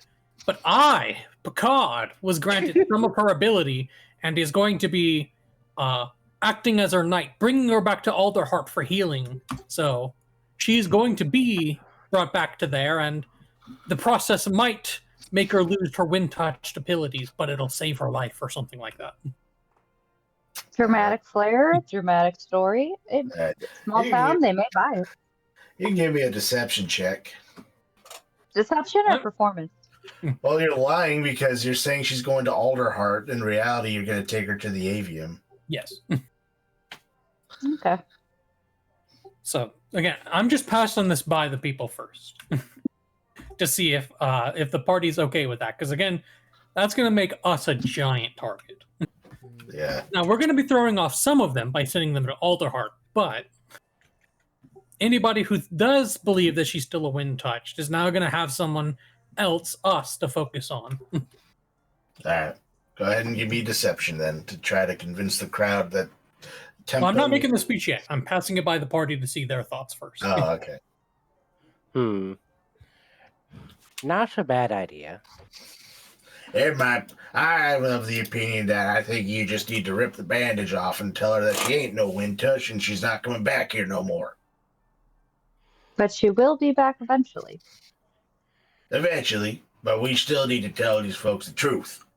She ain't no wind touched, and we need to get all these pilgrims out of here, else we won't have enough food stores to last the winter.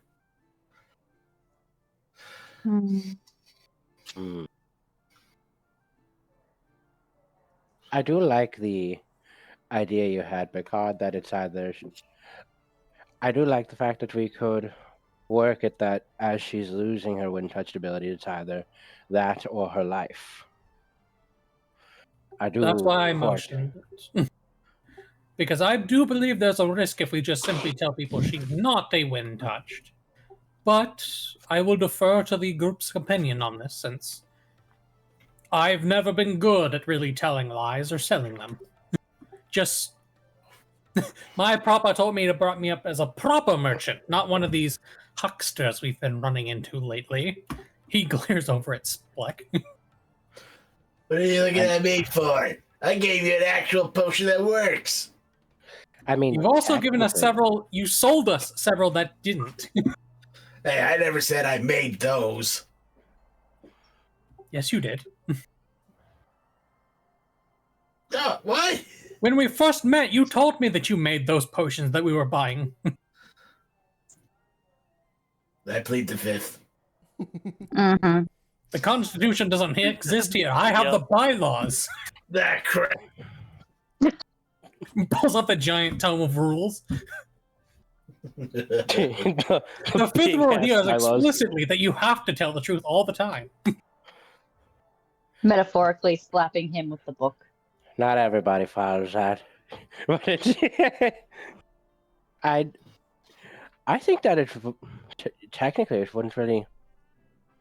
You could get by the technicality of the fact that if she continues up her act as wind touch, her life will be in peril. So us saying that she's not a wind touched and allowing it to fade away with her of her injuries means that she will no longer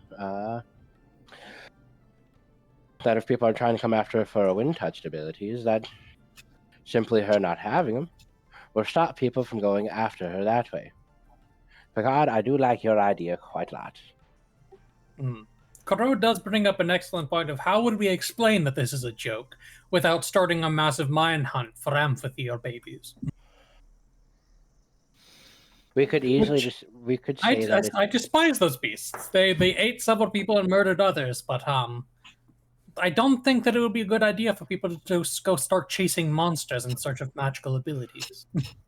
I think the best way we play into it is just the fact that she is a child.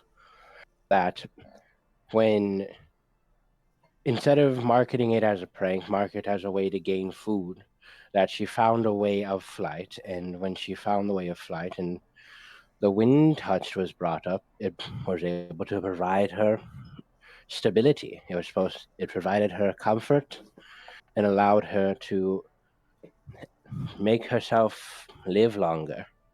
We can market this more as a child that just didn't know what to do once it got up too big, and hope that the people will have it in their hearts to understand that it's where the child was coming from.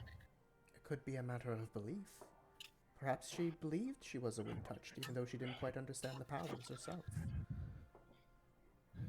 Still doesn't tackle the problem of how we're going to explain that this was all just a misunderstanding.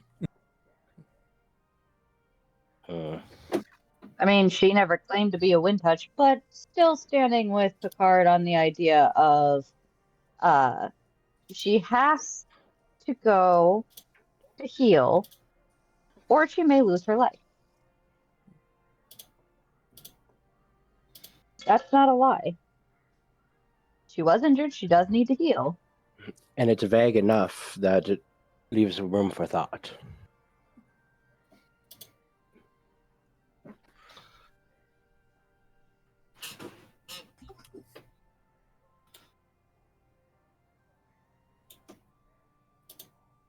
Well, what's it gonna be? Ritz, what are you thinking? Ritz thinking. It's like combining water and oil. It just doesn't happen. Yes, it does. It certainly does. Ritz thinks quite a lot. He thinks with his fists. No, he which he actually uses quite a lot. I think it's best if I side with Picard and Pecora. Like in the grand scheme, that is gonna be the best.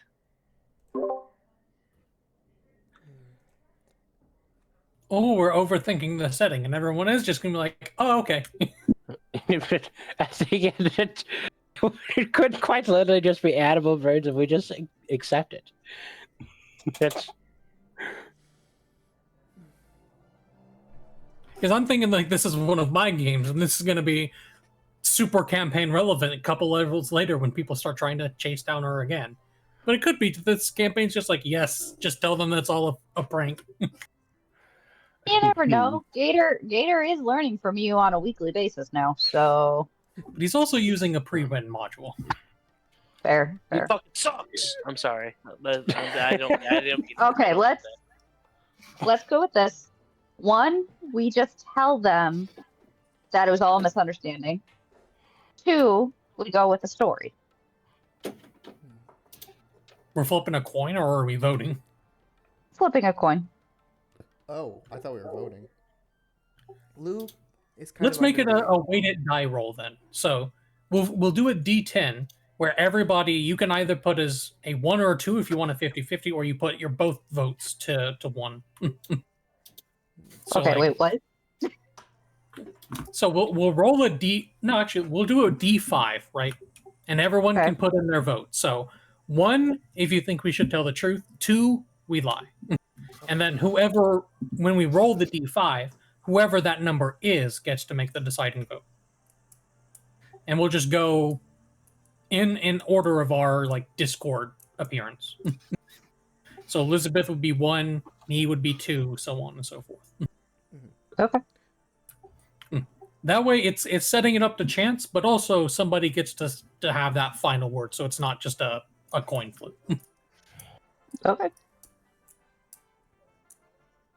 Gator, you want to roll the D5? All right.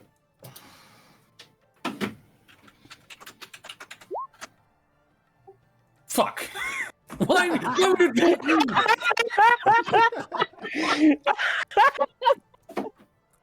Well, local? Wow. Really got the Well, short end of the stick here, huh? both as character and player, I definitely believe that my plan is the safest option for everybody involved, Some us included. So, if the vote's on me, Ironic. then I vote for my own plan. all right, yeah. I guess roll for deception and see what Picard. happens. Yeah, so Picard will walk to the center of the place, shout to get everyone's attention, and when they have their attention, is going to cast a little warding wind, so it swirls around him, his cloak and blade both buffeted by the wind, and sending up small bits of debris from the fight and all that, so that everyone can see him. And he's just basically going to tell the story that I already said earlier. Tempa was chased away and injured by the amphitheater, and we have to go to Alderheart in order to save her life. But the process that we know of means that she might lose her wind-touched powers, but will no doubt return one day in order to set the tale with everybody as the truth and bring peace back to Marshview. All right. Go ahead and make your deception check. Can I give him the help action? I was gonna plan to as well because I have proficiency in deception. You same here. So do I. All right, so... Yeah, I do. We're all liars. Hold up. Picard Hold up. doesn't There we need go. it. He's a natural silver tongue. He's got it. He's lied twice so far, and he's rolled both great times. All right. Go ahead and roll thing here. So that is a 22.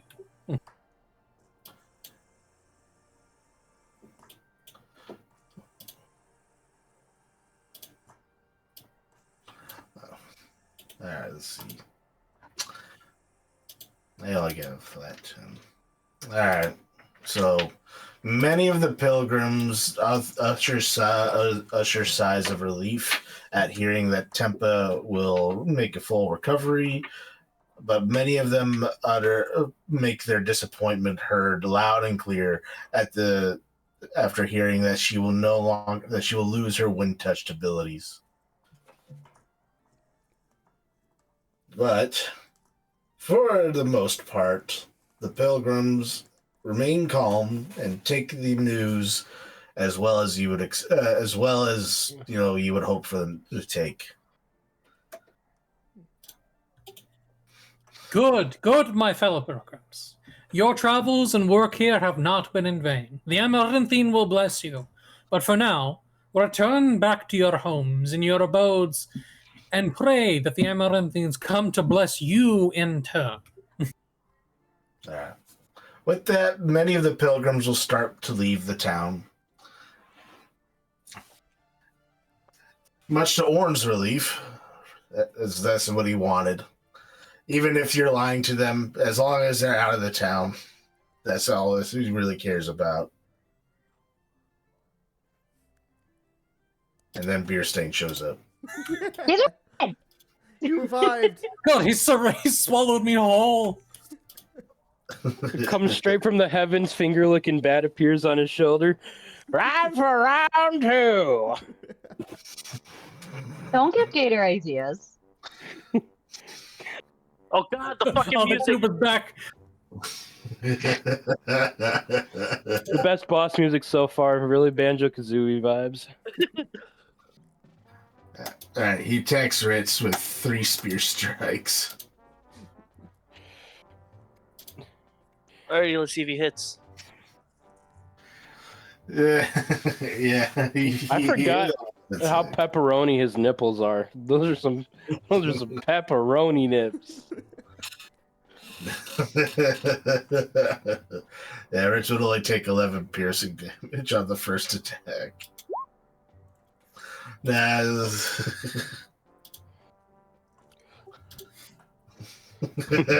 Rich is attacking the air after Picard's speech, making us look insane for having him as a party member. The forest crit power on the air. nightmares. He crit on the air. He hits the invisible beer stain that was spectating. I like to imagine you killers. just spinning in place like a blade and just knocking off the knockoff like figurines. Now they're really flying. All right, with that, we'll end the session tonight. Well, Alrighty. That was good. That was nice. That was a lot better. That was a lot better. Thanks, guys.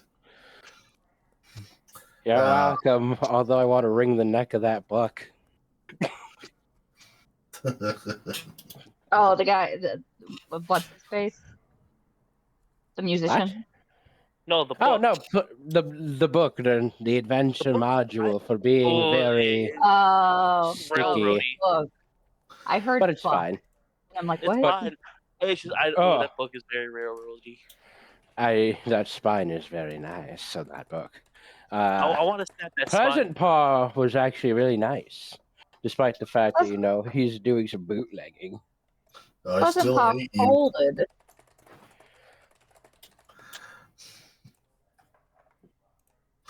Actually, I'm going to see if Pleasant Paw is going to do some stuff.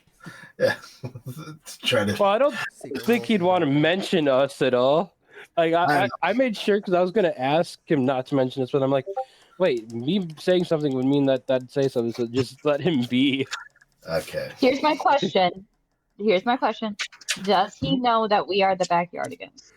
Were we introduced as the no? Okay. So odds are, unless he actually knew who we were, he wouldn't be able to convey to what's the feather that he ran into us.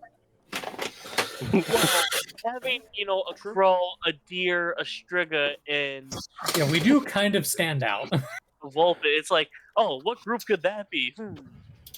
Yeah, there's a bunch of other refugees and everything scrambling about anyway. We may be unique, but we are probably not wholly unique either. I just hope he doesn't kidnap me again because I won't know anything.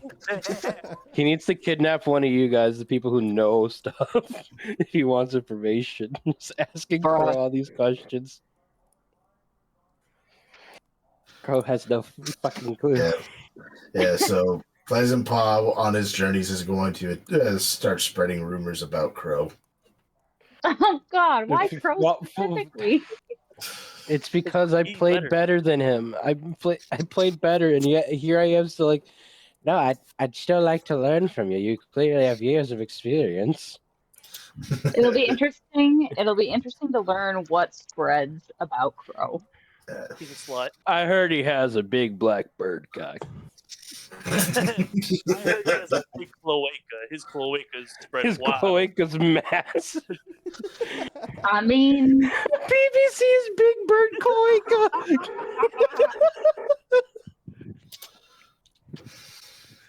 That's awesome. I heard he assisted Blue Jay Simpson in getting off. Blue Jays. If you know what I mean. Yeah, if you know what I mean. He's a real slut. Okay. I like how Well, you that's guys just crass. This is a good time to end the immediately go to recording. that angle. That's gonna end the recording. Yeah, this is where I'm gonna end it off on.